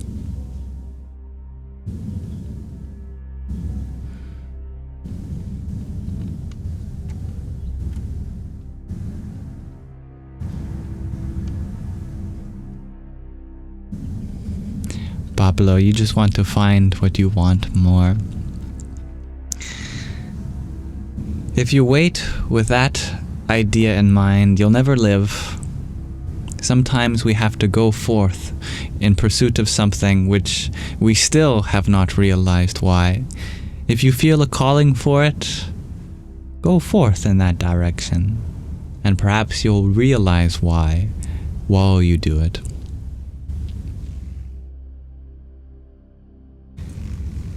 That's very beautiful, Sarah. Hope is like a seed. The more you feed it, the more it grows. And user 798, you wish that you had people in your waking reality more like me. Oh, how much peace you'd feel. Well, don't let me fool you into believing that you need anyone like me to be peaceful yourself.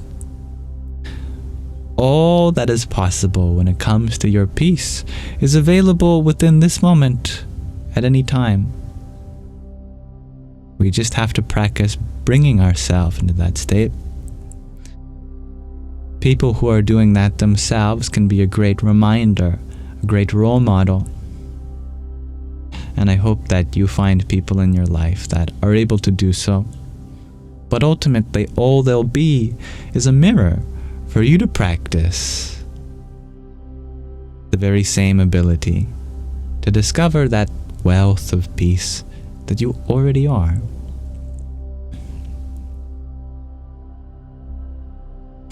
Pablo, you're wondering what month I was born in.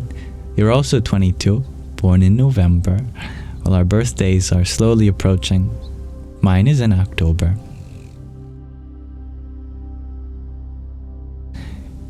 Jennifer, you are just looking for peace, so hard to find. And so hard to find? Well, no wonder, because peace is from where you're looking. It's like you're standing on a mountaintop and you're looking in the distance. I can't find the mountain, no matter how far I look in any direction. I don't see the mountain. Well, of course you're not going to find the very thing which is below your feet.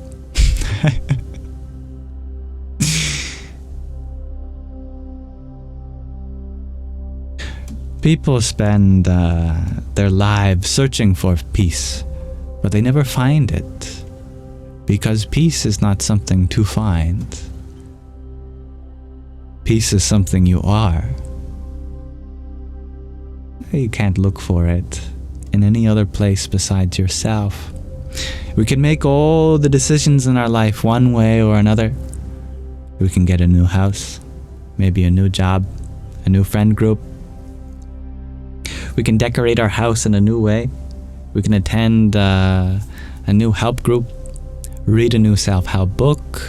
We can do all the yoga postures as we want. We can attend classes. But if we don't realize that peace is from where we begin, then how can we ever experience now?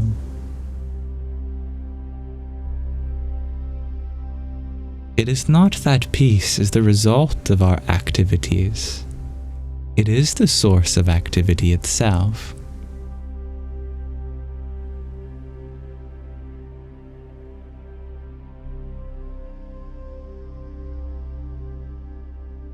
For example, a child does not play with the toys to become happy. They play with their toys because they are happy.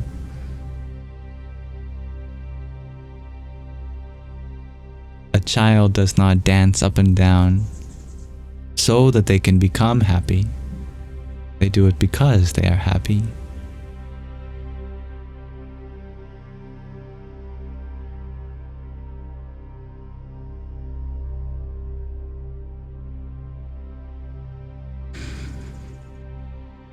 We spend so much energy trying to better our life so that we get happy as a result. We try to get our sleep better. We try to make better decisions. We try to eat better. We try to have healthier relationships. We try to do as many things as possible to become happy. But all of the data shows that the inverse is true. That it's the happy people that make better decisions. It's the happy people that sleep better, the happy people that eat better, their immune response is better, they have healthier relationships. So there is a correlation between all of these things and happiness. But it's not because happiness is the object of all of these activities. It's the subject of these activities. So we start with happiness. We become happy. We are happy. And then everything in life falls in place as an expression of happiness instead of an extraction of it. We can't wait for happiness to come. We have to be happy now. Discover all of life to have been a source of happiness within this moment.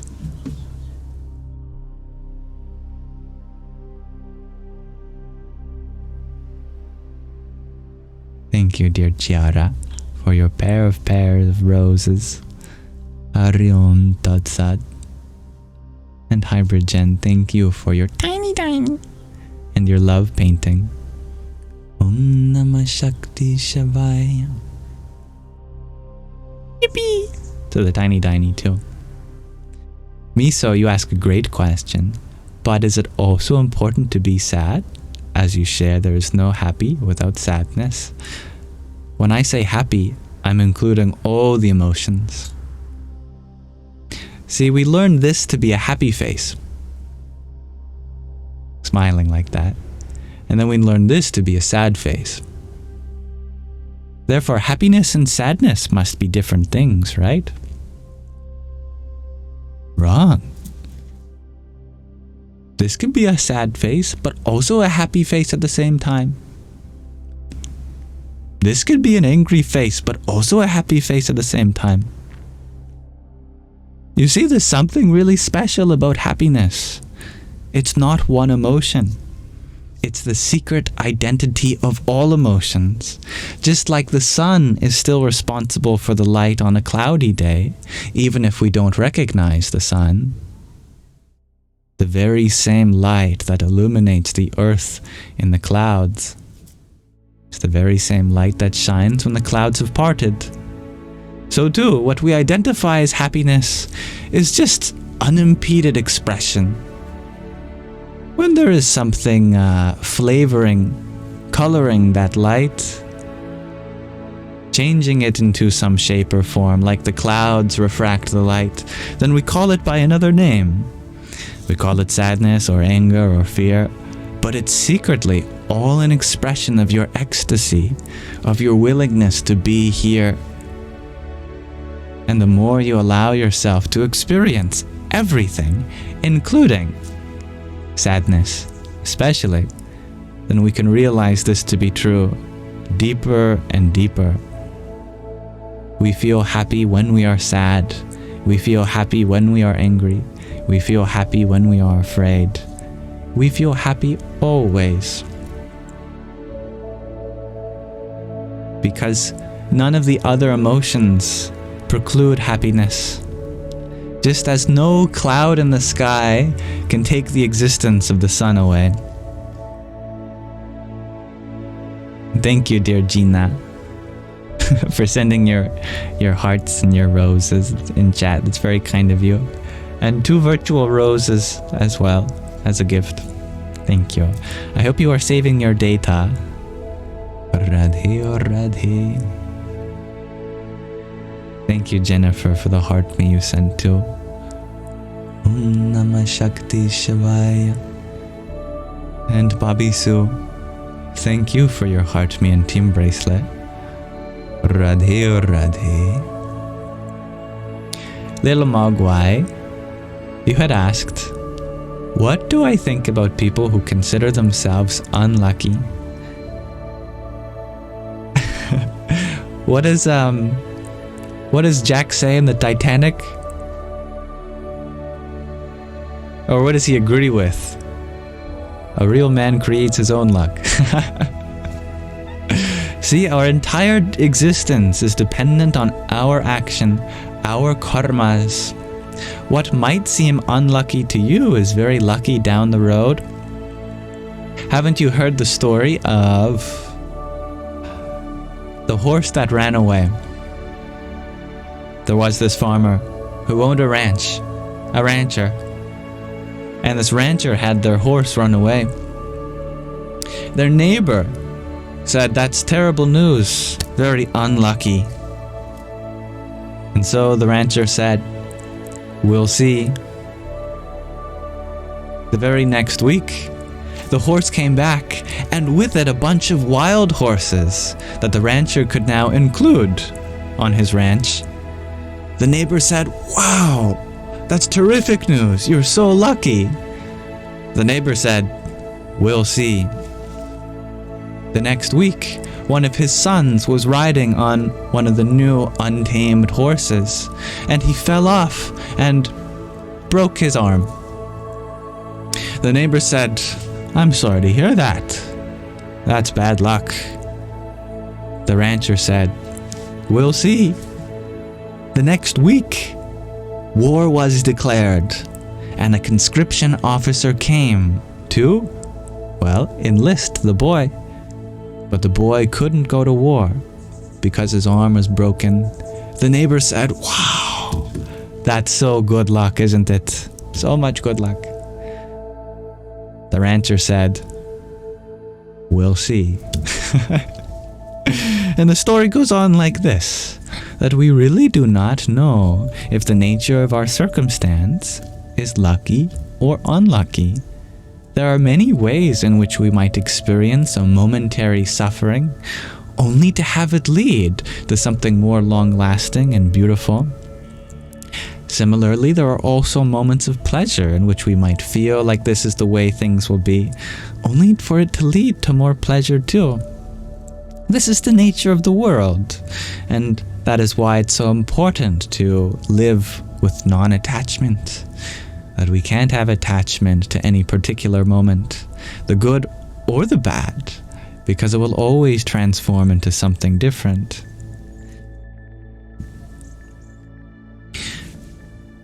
But if you want to feel lucky in every moment, there is something we can do. Instead of changing your circumstances, change the way in which you see them. Try to find the positive wherever you are, no matter the circumstance. Pardon me. practice the art of gratitude, and you will find that you are just so lucky to be here. How many trillions of life forms exist, and yet, in this life you are human. In this life you have the highest possibility to offer this universe, to understand it. How lucky is that? Do your eyes continue to work today? How about your ears, your nose, your tongue? Are all your organs working? Are you still able to experience another day? That's not guaranteed. We didn't have to wake up this morning. Anything could have happened, and yet we're still here. And the ability to help, to be kind, to love, oh, that is the greatest possibility, and it's still available to you. That is lucky, isn't it? Luck is a perspective. Unluck too. How do you want to feel? Find what is lucky to you.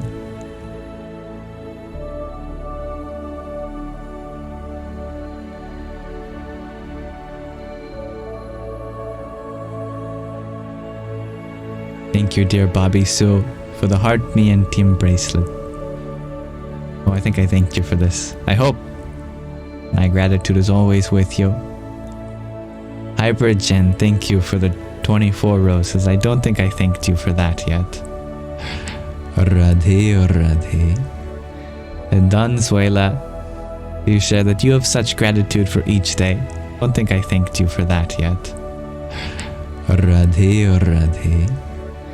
And Donzuela, you share that you have such gratitude for each day. It's disconnecting for a second. Please let me know when my internet has returned, so that I may be able to connect with you. Hi, Melinda. Alright. I'm back. Thank you for letting me know. I was going to make a joke. Sarah, you share that I'm an old soul in a young body. Oh, I don't know about that. This body, oh, it's full of particles that have existed for billions of years. DNA that's been evolving for a similar amount of time.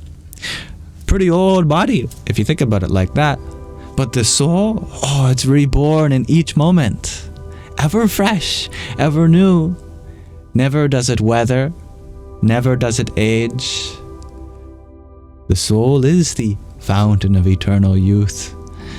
So, I would say that I'm a young soul in an old body. But you could make the point to either, because the soul has no age.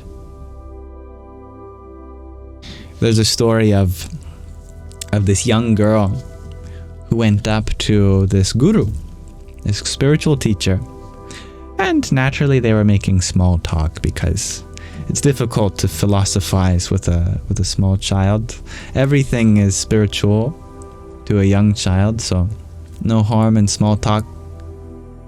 The guru had asked where her uncle had lived, and so the young girl said, "My uncle, he lives in front of my father."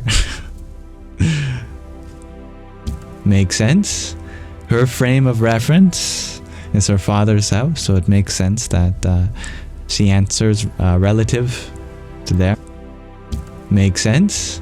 Her frame of reference is her father's house, so it makes sense that she answers relative to there. Now the guru was getting frustrated. He said, "You're telling me that your uncle lives in front of your father." Oh, is my Wi-Fi cutting out again? That's okay. So this guru said to this young girl, "You're telling me that your uncle lives in front of your father, and your father lives in front of your uncle. I get that. But where do they both live?" The little girl said, "In front of each other."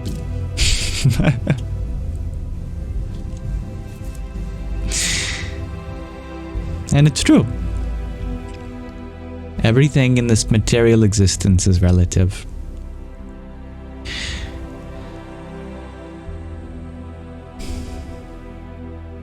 But the same is true for the oldness, the age of our soul, and the source in which it's come.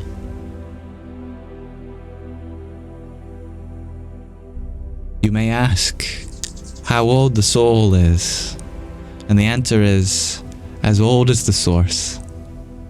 You ask, how old is the source? It's as old as the soul. So how old is the source and the soul? They are as old as each other.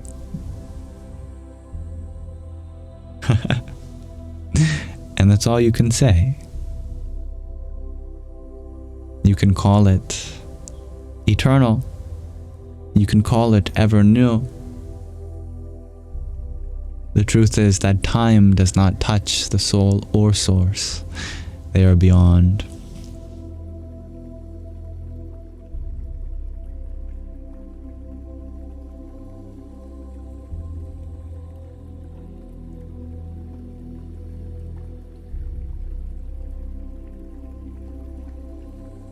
Oh, I hear a hummingbird.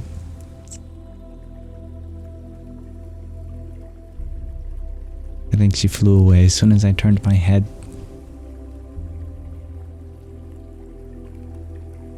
Jeff, you asked, what does the spirit take from the experience together as with their last physical self? What remains is every lesson they continue to learn from. For example, the spiritual path is not about gaining anything, because everything that we gain, we have to leave along with the body. We don't take our body into our next life. We don't take our house into our next life, although that'd be wonderful. We don't take our qualifications with us, you know?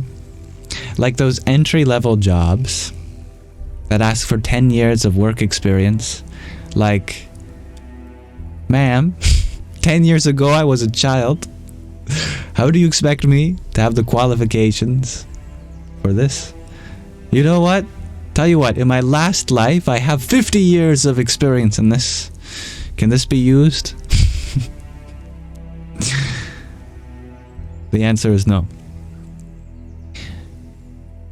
Everything that we gain in this life, we have to leave behind in the next life. However, everything we have yet to unlearn, we carry that with us to our next life.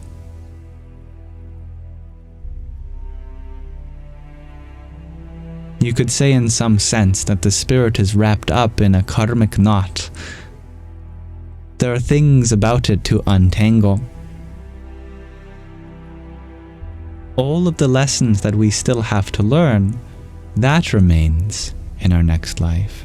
And all of the lessons that we have already learned, we leave that for the past life.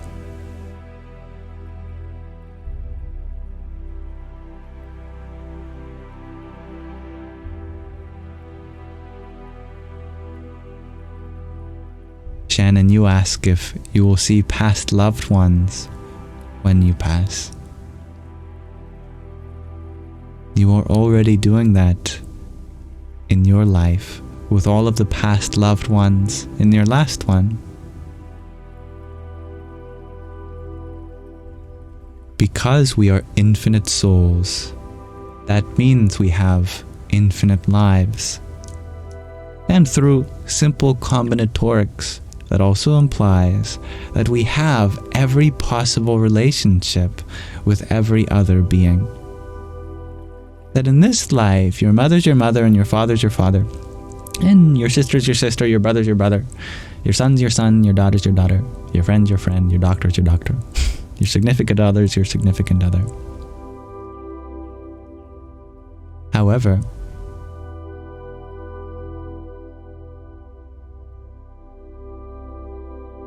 you have known all of these beings since endless lifetimes. In this lifetime, your mother is your mother, but in the last, she could have been your brother, and in the one before that, your significant other. When we make a promise to love someone, when we say that I want to love you in all ways, we mean that seriously. In this life, I may love you as a lover, but in the next life, I may love you as a puppy, and in the life after that, I may love you as a brother, and in the life after that, I may love you as a worm. So when your girlfriend asks if you'll love her if she was a worm, you can tell her, my dear, I have already loved you as a worm, and as every other creature in all of our endless past lives. We have experienced a dance of a tango that has extended to innumerable times.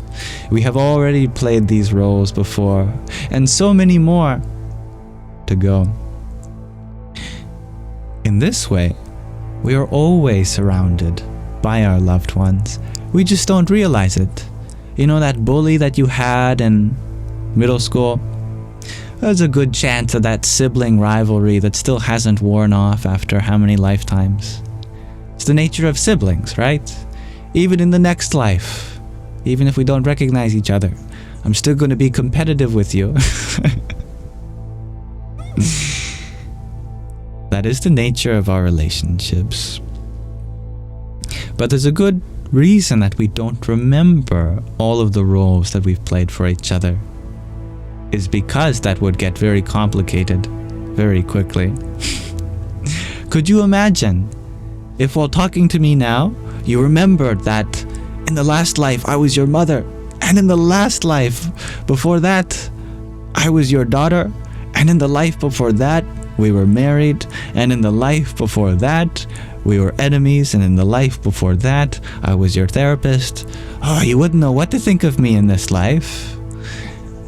The sanctity of the roles would be difficult to maintain because we can't see any person as our mother and our father and our brother and our sister and our son and our daughter, as our doctor, as our botanist, as our meteorologist, as our lover, you know. Some ignorance is required to make this whole ship operate smoothly. Otherwise, you would see your mother's eye in everyone that you kissed. And you wouldn't want that, would you?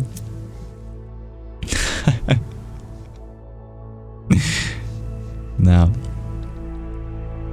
thank you, dear Laurie, for the disco love. And tiny that you sent as well.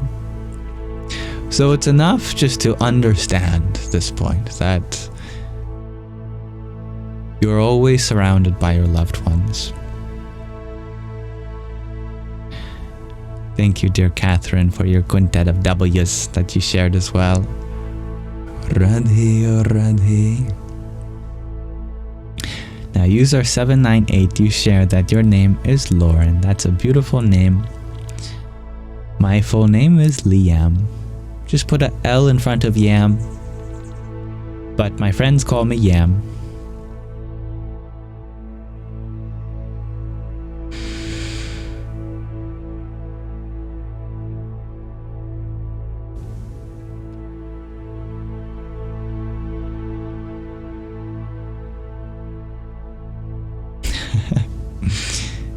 Hello Esther, you shared that you are too old for me, but maybe I am your clue on who you'll end up with. I am happy that you see many qualities in me that a partner may fulfill for you, but I want to be clear always that my intention for everyone is platonic. I have no intention on having a romantic or intimate connection with anyone in my life at this moment, and that especially includes people here. Sometimes it's easy to recognize qualities that we'd want in a lover in another person. And if anything, I hope that I'll be able to exemplify those virtues for you. But, like a therapist, the role that I play is very sacred, and that requires some distance physically, emotionally. so that we can become closer at another level, since I am committed first and foremost to our spiritual journey, the journey of our spirit on our way back home. That is the role that I wish to fulfill for everyone.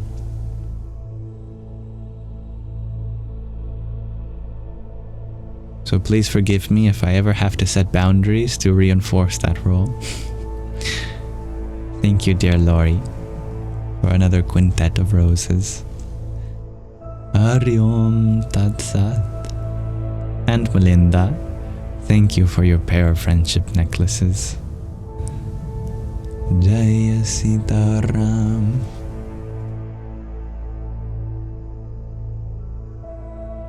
Laura, you had asked what happens when you don't feel like you can accept love, but give it freely. Then that means you're not truly giving it freely. How so? Because accepting love is one of the ways you give love freely. How does that work? Well, many people have concerns over my ability to accept gifts on this live stream. For example, so suppose instead of acknowledging the gifts that are offered my way, I just ignored them and I paid no attention to them. How devastated would people be? People send a gift that costs money and whatever. Of course, there's a spiritual truth there that I can't be attached to the money because that's not the reason I'm doing this, and that it shouldn't be a motivator for continuing to do this. But that doesn't mean there aren't feelings which are genuinely real when it comes to the people offering these things. As such, I would be crushing them if I didn't accept it. In the same way, if a mother cooks food for you and you don't eat it, she's going to be offended. If your doctor spends the time to work out a treatment procedure for you and you don't trust them, we love by offering the space to allow them to express themselves, to give, to be challenged, and for them to work on themselves with you too.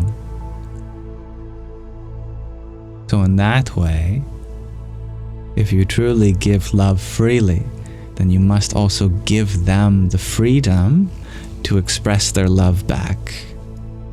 Because it's not for you, it's for them. When they say I love you, it's their own opening. It's something beautiful happening to them, a blossoming of their own experience. We should let that happen to them, shouldn't we? Otherwise, we would be limiting the love that we offer to them.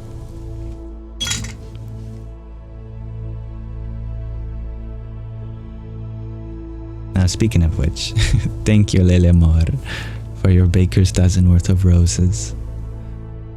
Radhe, Radhe. And Anna, thank you for your pair of GGs. Jaya Sintaram.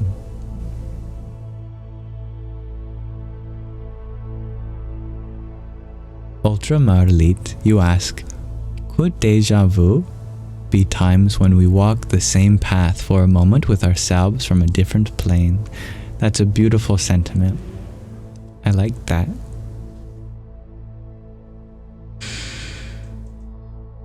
Thank you for echoing that, Sarah. Allowing people to live out their dharma and loving them unconditionally.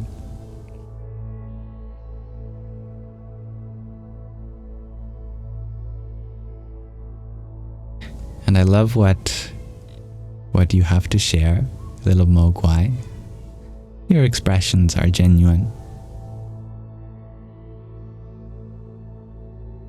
Thank you, Biggie Deluxe, for the disco love too. Hari Om Tat Sat. Hello, Esther. You share that sometimes you wonder why you get hurt. You try not to get clumsy, but you burned your finger today, and that's okay. There's an opportunity for us to learn from our mistakes every day. And will there ever be a point in which we have no more mistakes to make?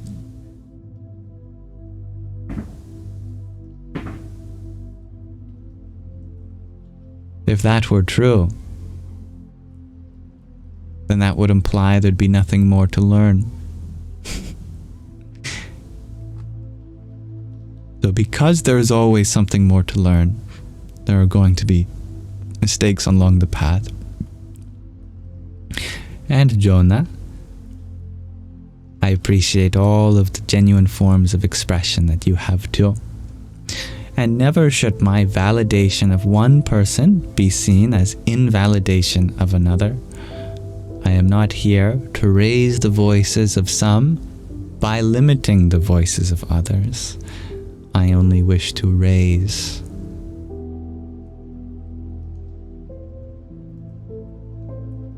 If we try to find a way in which we discover the positive through trying to eliminate all the negative in the way, we'll never get to the positive. Because negativity only reaps more negativity. But positivity also shares that same eternal aspect, and the more we go in search of it, the more positivity we shall find too.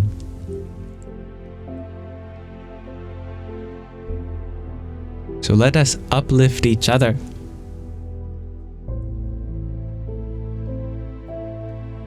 The only way we can continue to raise our vibration, accelerate our consciousness, is to take where someone is higher, lift ourselves to that level, or reach below to help those who are there and bring us up too.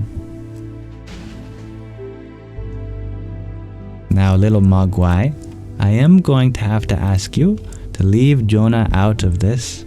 They expressed themselves, and I stood up for you, but that wasn't a green light to go and speak negatively against them. If anyone continues to disrespect each other in this Sangha, I will have to ask you to leave, or I will mute you for however many minutes that I feel is reasonable. Thank you, dear Biggie Deluxe, for your finger heart too. Radhe or Radhe. Lucy, you counter, but eliminating negativity is not negative, and you get my point. Now,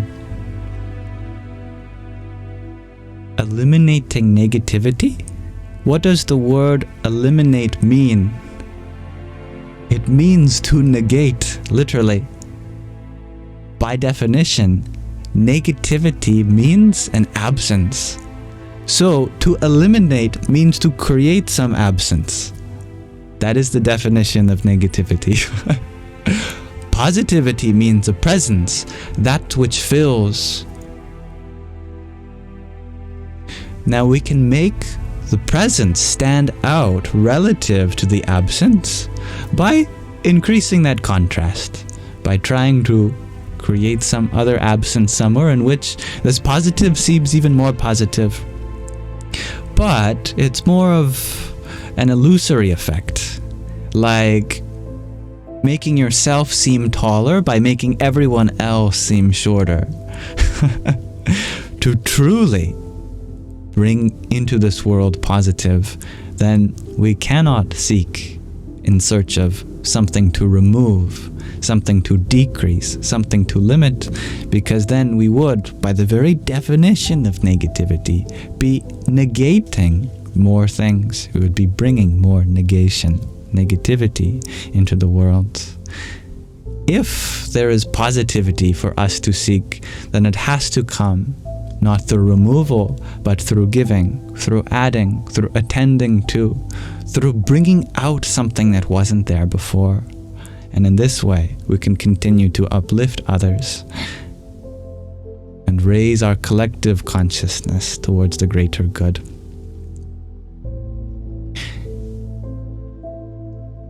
Thank you, dear Ultramarlit, for for your paper crane too. Om Dum Durgai Namaha.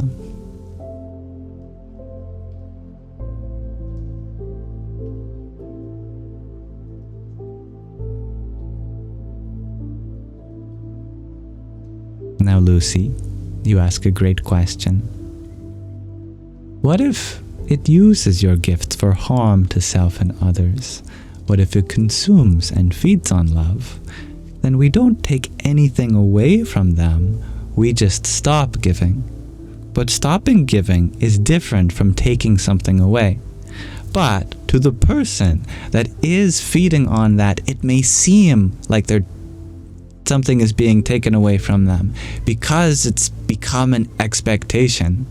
And now their own expectation is having to be removed because they clearly are now missing that which they felt was necessary. But, truthfully, giving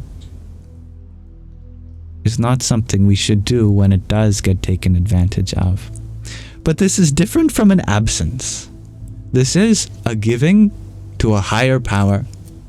We are giving just in another way in this sense, since we understand that by giving in the way that they want would not truly be giving, because doing so would only feed perhaps an insecurity or validate a way in which they are causing harm to themselves or others.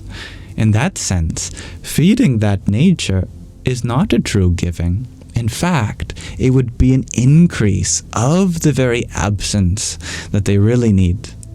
What they really need is given by withholding that which they expect in this context, by setting a boundary.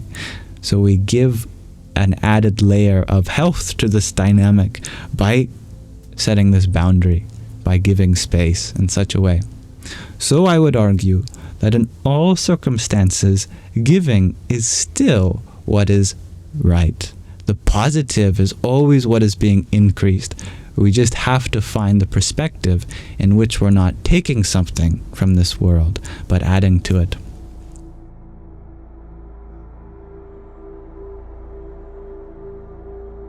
Thank you, dear Laurie, for your let 'em cook too. Radhe or Radhe. I hope that makes sense.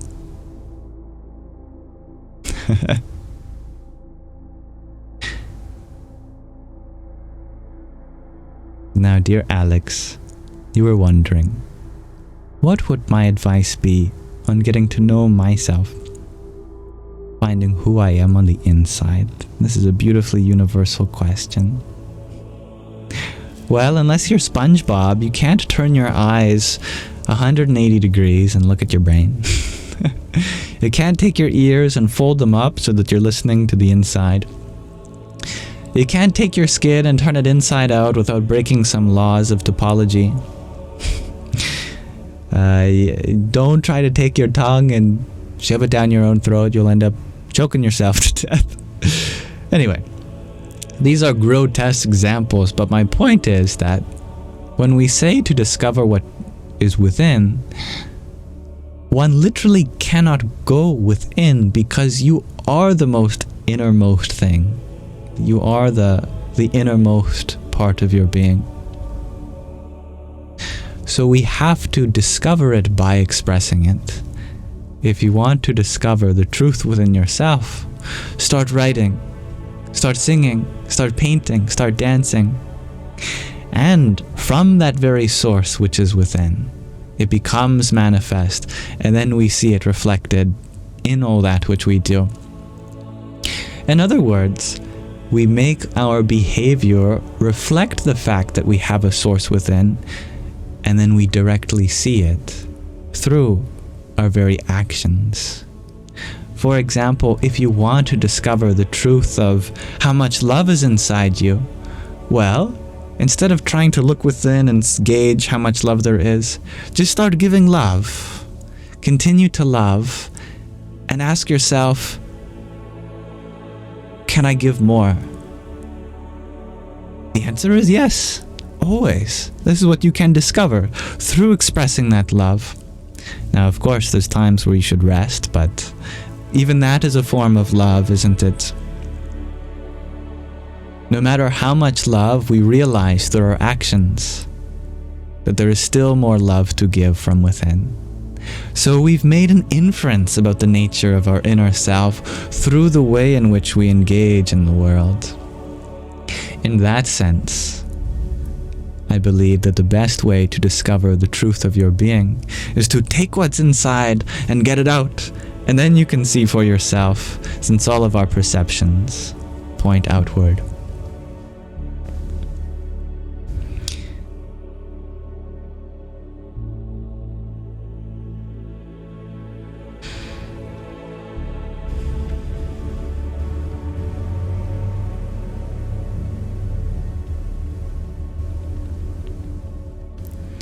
Asad, you are wondering how I have changed my view on religion in the past few years.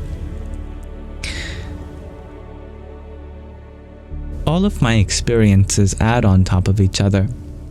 For example, when I was younger, I didn't want to believe in a God that would allow suffering,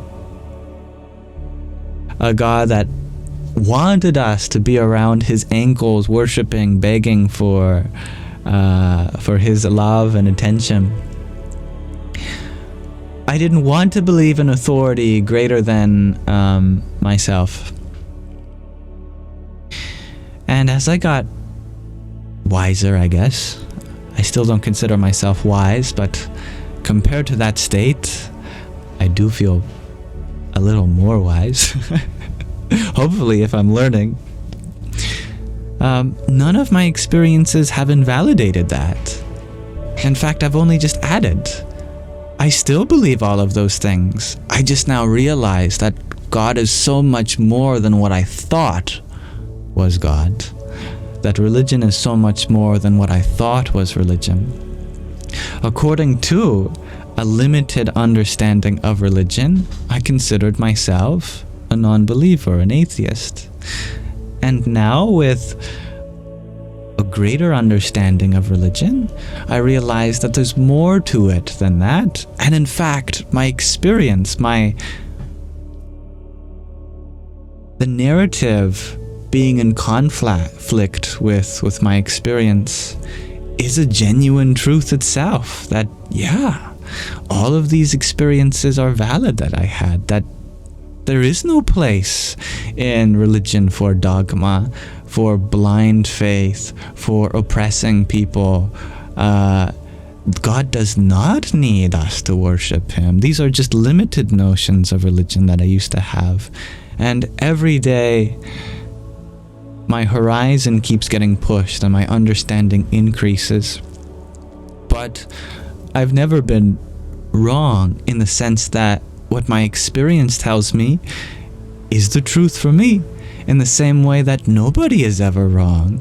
They are only limited by their experience. And as they continue to go forth to open their experience to new dimensions, new directions, they increase in their ability to have a greater perception, a holistic understanding that takes more things into consideration.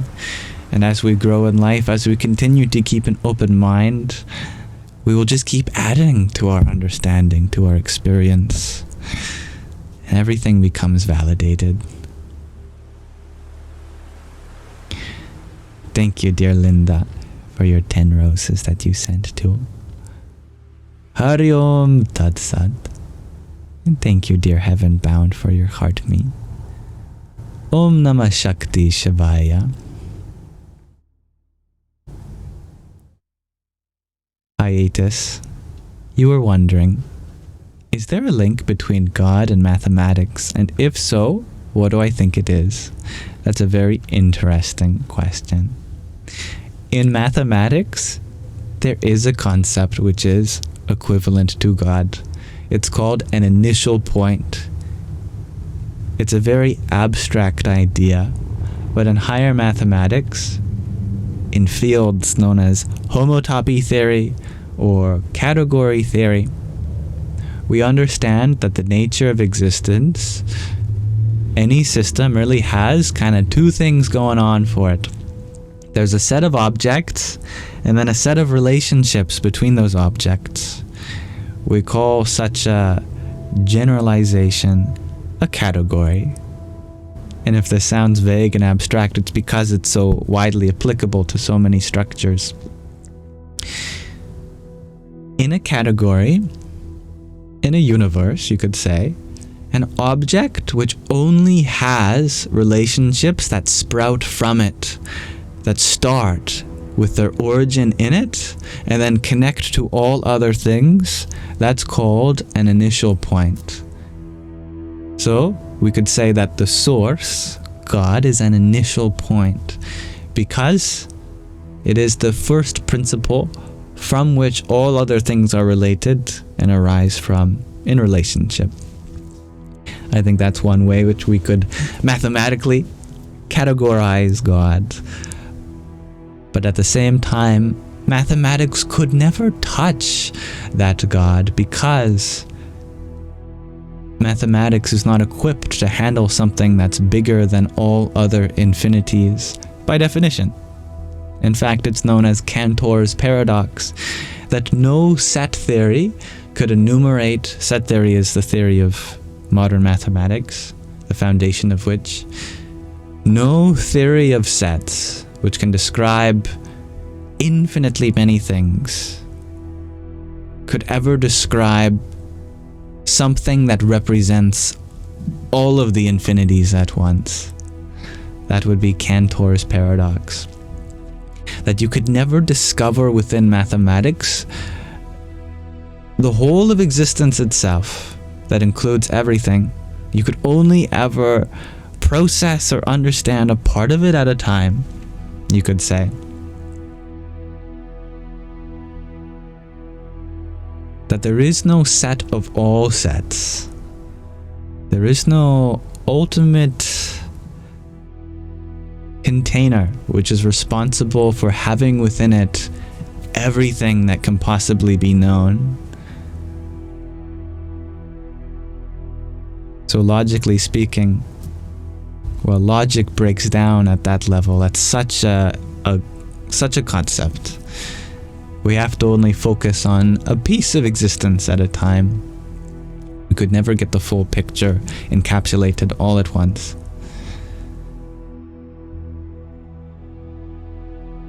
And thank you, dear Heaven Bound, for your 1 rose plus 6 plus another 34 of them. Ariom Tatsat. And Lucy Gray, thank you for your pair of tiny dinies and a rose. Yippee! And I'm very grateful for your presence here and your curiosity. Tara, thank you for your flowers, your 7-finger hearts, your heart me's, your hand hearts that I give to you, and another 33 roses and flowers. Radhe, Radhe. Thank you, dear Loopy Lane, for your friendship necklace too. Hare Krishna. Now, Loopy Lane, good morning. Nice to see you. Yammoth, you're funny. Tara, you had asked where did or do I study or study from?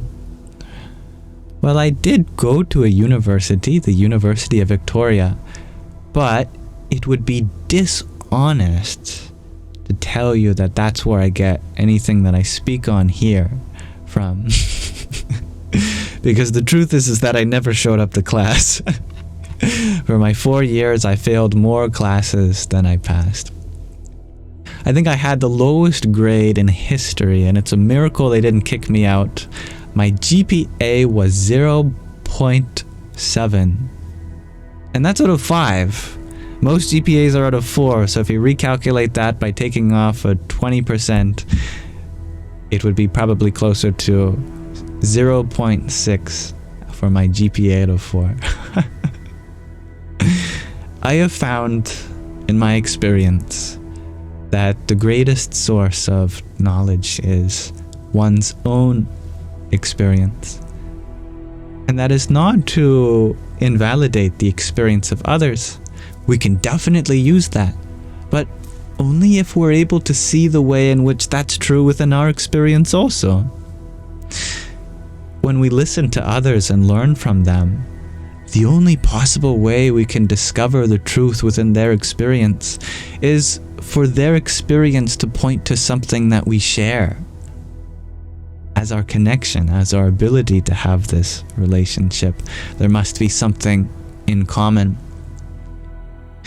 So the truth of all experience must be here in this moment. We just have to have the right reference frame in order to dissect and pull apart this experience we're having now.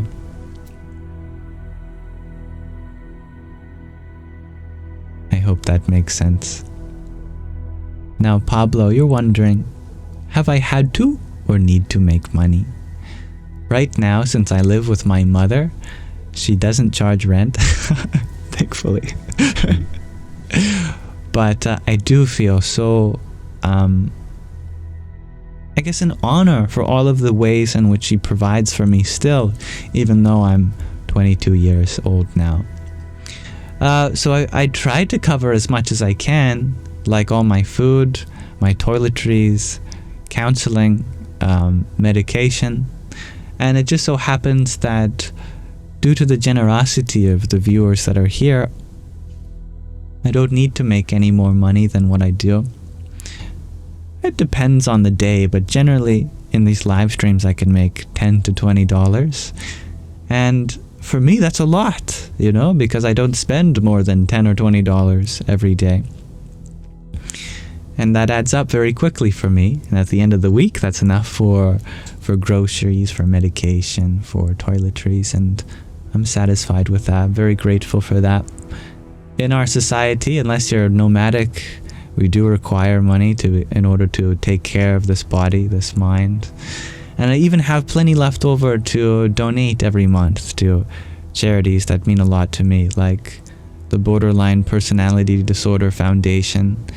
Since I have so much love for the people with BPD in my life, I think it's important that we do research on how we can treat these beautiful beings that experience life so intensely.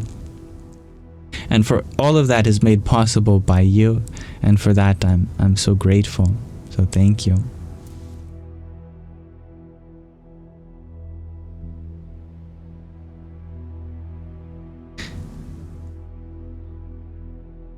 Now, Shannon, you're wondering, what do I hope people will get from my ideas?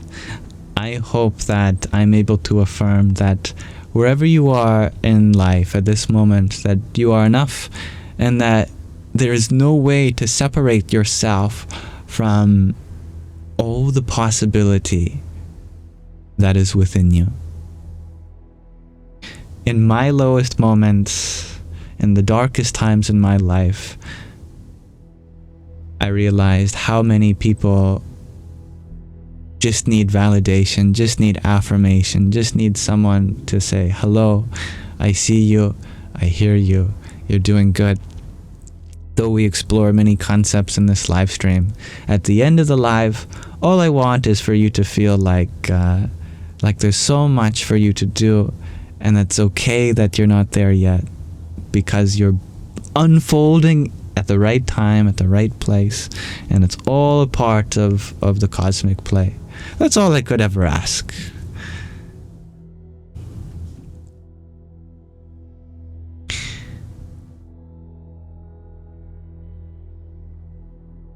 Alright, I think it's probably a good time to begin to wrap up tonight's live stream. Good note to end it on, at least. But before I would like to go, I would like to ask you all my question of the day, which is, what is an example of a selfless sacrifice which we do every day?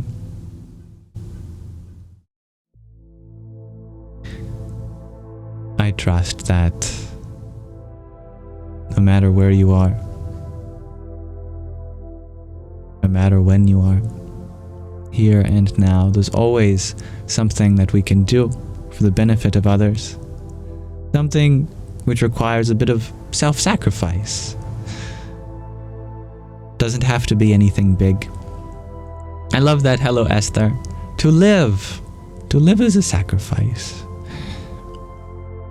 It's beautiful. I'd love to explore that further. You stay alive for the benefit of others. I like that. Existing ain't easy. But when we do it with purpose and meaning to help those who are also existing, it just gets a little easier, I think.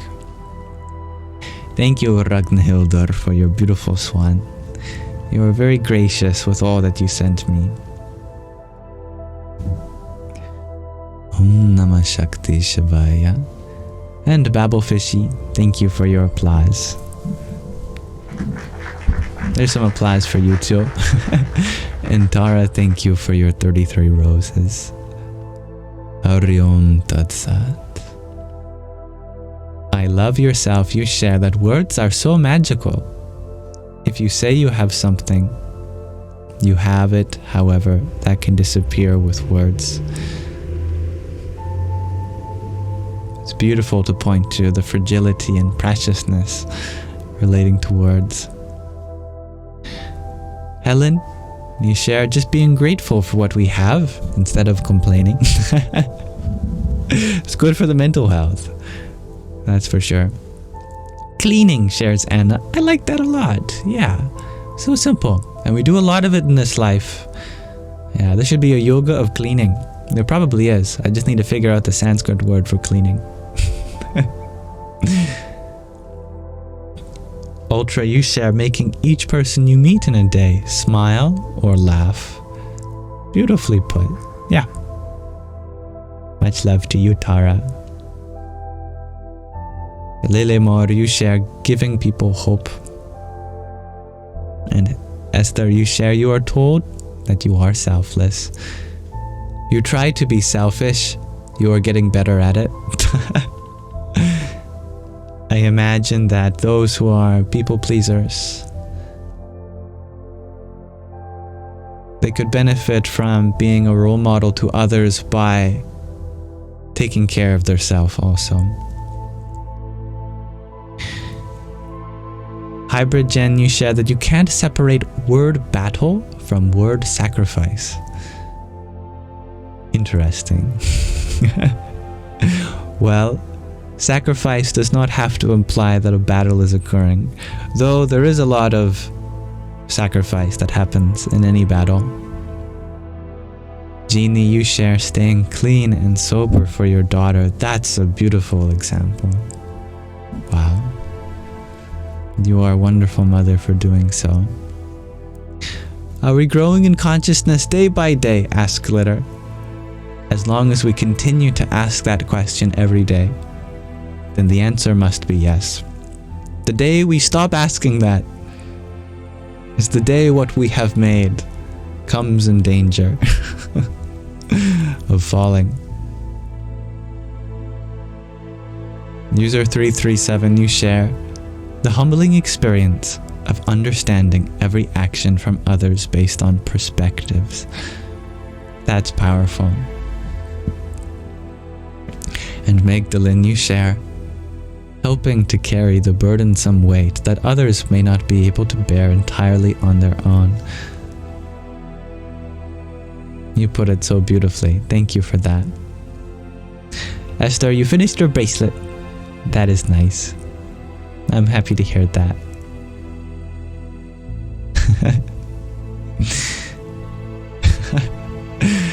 Hello, Katie. You share giving your service staff an extra slice of turkey at Thanksgiving. You know they deserve that. That's beautiful. Helen, you share that you like to help others with good advice so that they can be their better selves. That is wonderful. Thank you for sharing that.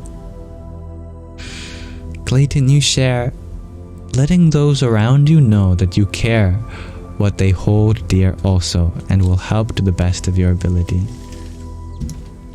That is so precious of you. G to Infinity, you share that in truth you haven't been sacrificing as much of yourself as of late. You have been focusing inward. And that's understandable. Who knows whether in the long run this will be a sacrifice for others or not. Actually, I'm sure that it will be. I shouldn't put into question whether it will or will not. Ultimately, we can find deep within us that the source of all our action gives freely, according to our understanding, and those in need. The best thing we can do for others is look within and discover what we can do for others. What is there within? What kind of resource we have to share? Melinda, you share running with your dog when you hate running.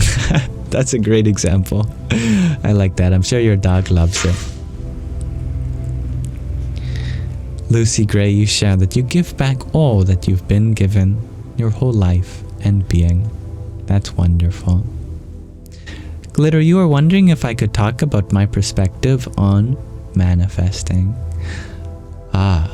What more is there to manifest when all that we need is already within our grasp? We just have to utilize it. A great artist can make do with a limited palette. A great engineer can make do with limited tools. To be a great human means to make do with what we have, be grateful, and find the greatest expression with what we are offered. And the more that you continue to give with what you have, the more you will have to give, because nobody ever became poor by giving. Nobody ever went, oh man, I gave too much of my money away, and now I'm broke. Always will there be enough for you too, because the universe takes care of you when you take care of the universe. Since we are a distribution network of love, the more love you have to give, the more love comes your way to give. Alright, I'm going to pause our inquiry into this question of the day for now. So I thank you for exploring this with me. Sounds like we're all a bunch of sacrifice makers. And it's important to acknowledge all the sacrifices that we have made.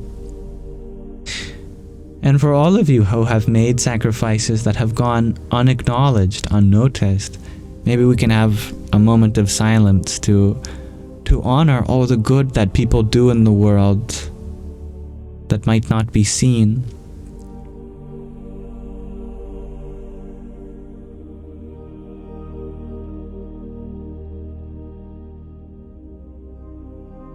Thank you.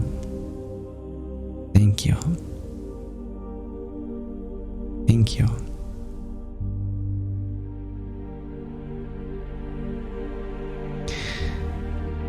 Thank you, Helen, for your cloud bread tool. Jai Sitaram. Alrighty then. Before we go, I would like to read just another section from The Hidden Power in Humans with you. Where is it? There it is. The gratitude moment was your favorite part. I love that. Amber angel seeds. Oh, you know we have a guest that frequently comes named Angel Apple Seeds. So you being Amber Angel Seed, you just add to the beautiful diversity of angels and seeds that exist. What is an angel if not a seed? Because from it sprouts goodness. And from that goodness, fruit is born. From that fruit, other seeds are planted, which give rise to more and more goodness. Thank you, dear Loopy Lane, for the hand hearts you sent too. Om Namah Shivaya.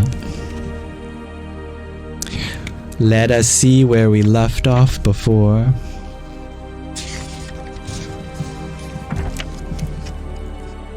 Alright.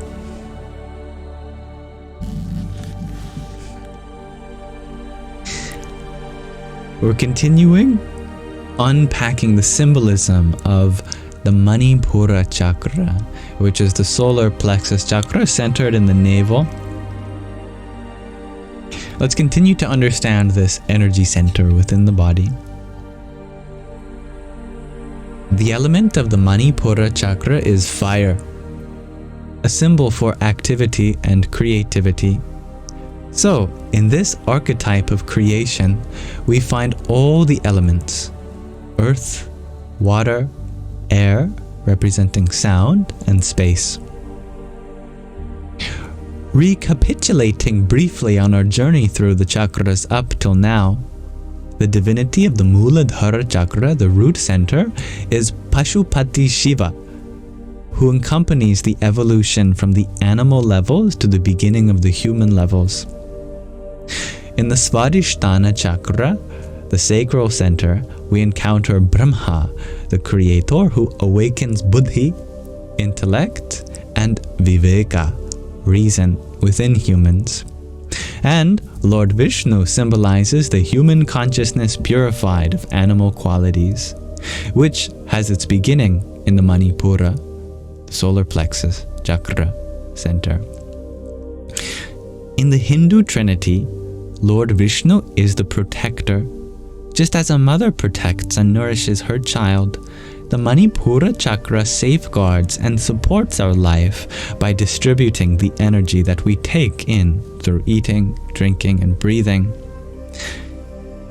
The color of the Manipura chakra is yellow-orange, and its radiation is green, the complementary color of red.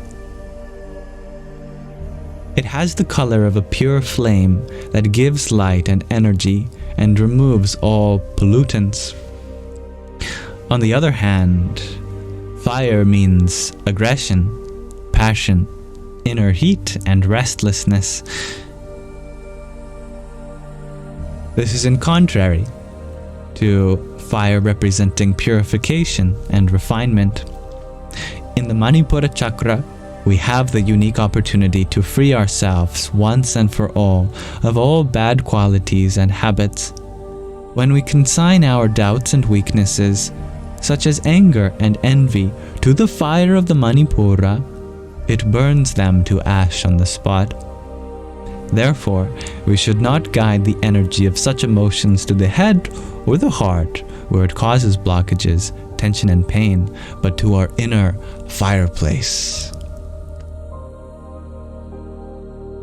Sri Mahaprabhuji says in one bhajan, one devotional song,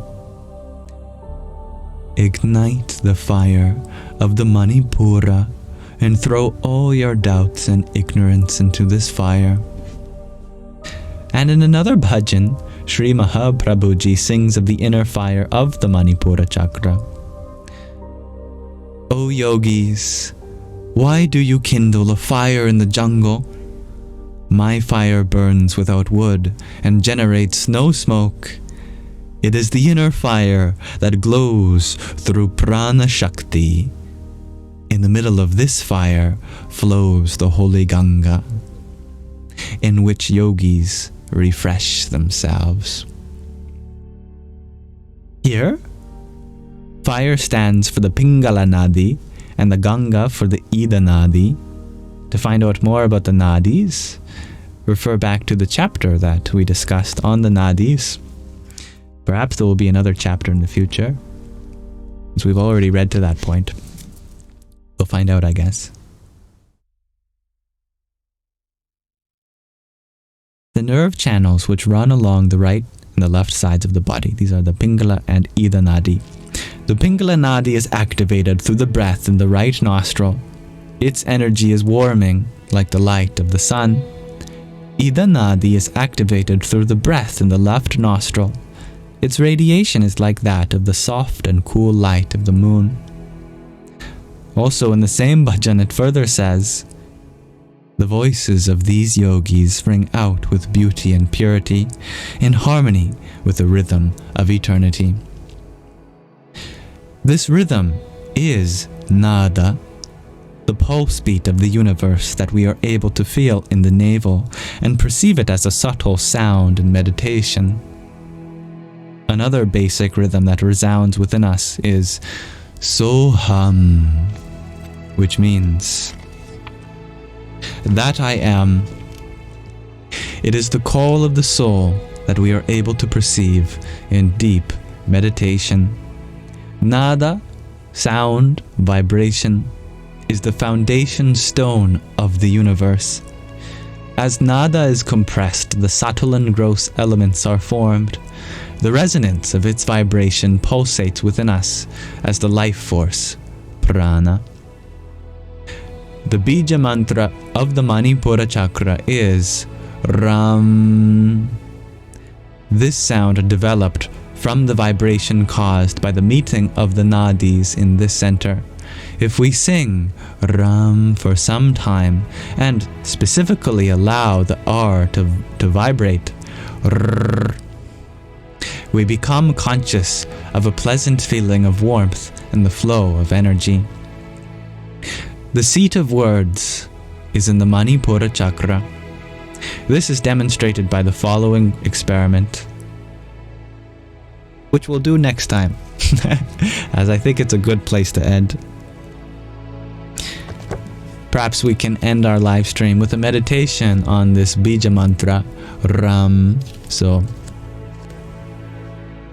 we'll pause there for now. Thank you for listening. Thank you, dear Loopy Lane, for the hand hearts. And Starlight Wow for the 6 fires, just like the fire of the Manipura chakra. Radhe Radhe.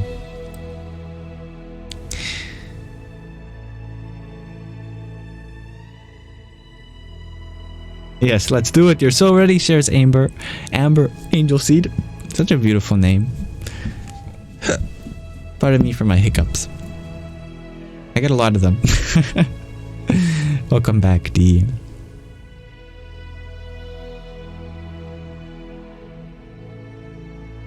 Thank you, dear Doom Knight, for your tiny tool.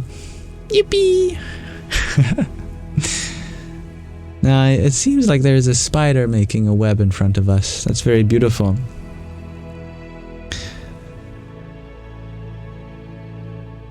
So before we go, let's do a meditation together.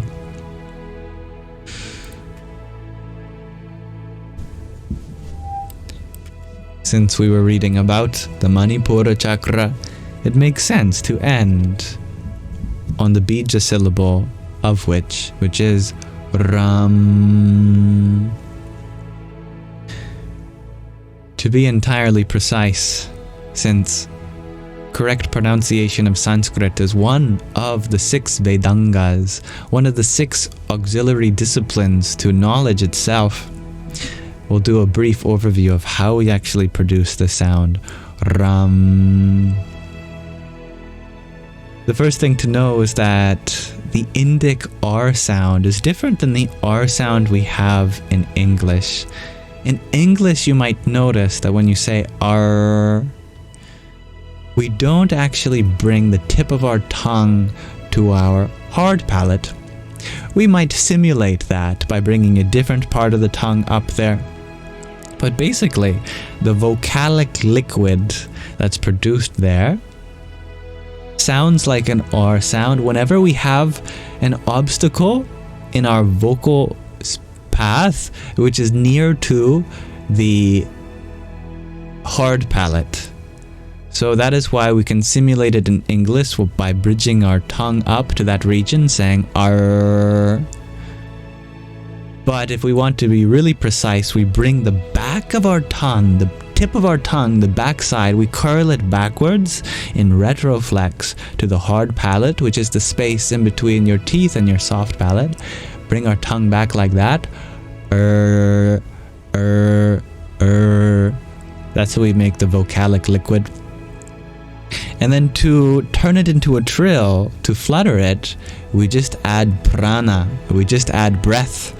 We give it extra aspiration.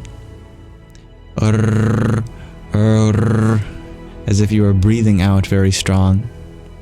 In this way, a fluttered R is possible to create an excess of vibration. Then we prolong the sound, finally close our lips in the and there's one extra step that we don't quite get just by spelling it R-A-M, and that's by bringing the back of the tongue to create the nasal cavity as the fundamental place of resonance. So not only do we close our lips, but we bridge our tongue back to the gathar, the back of our throat, so that our nasal cavity becomes the dominant place of resonance. This is the sacred science of the anusvara, the nasalized sound of Sanskrit. Altogether it will sound like Ram.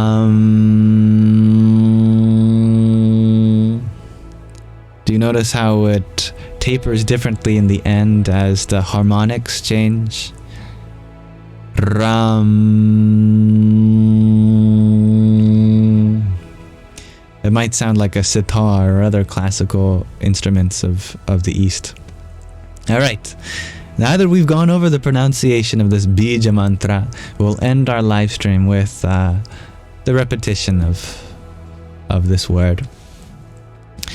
Concentrate your awareness on the navel center, your belly button. Imagine an orangey yellow light with a green aura extending above the heart and below the navel.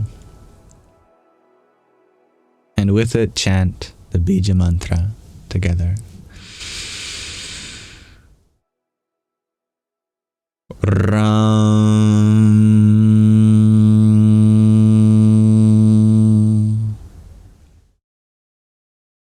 Ram.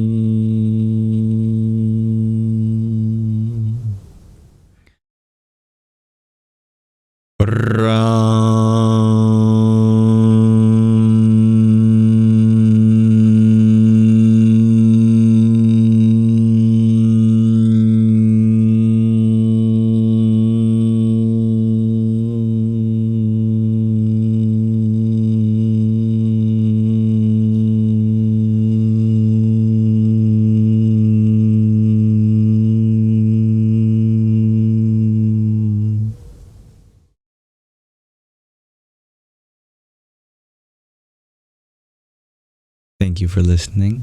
Thank you for chanting along with me. Namaste.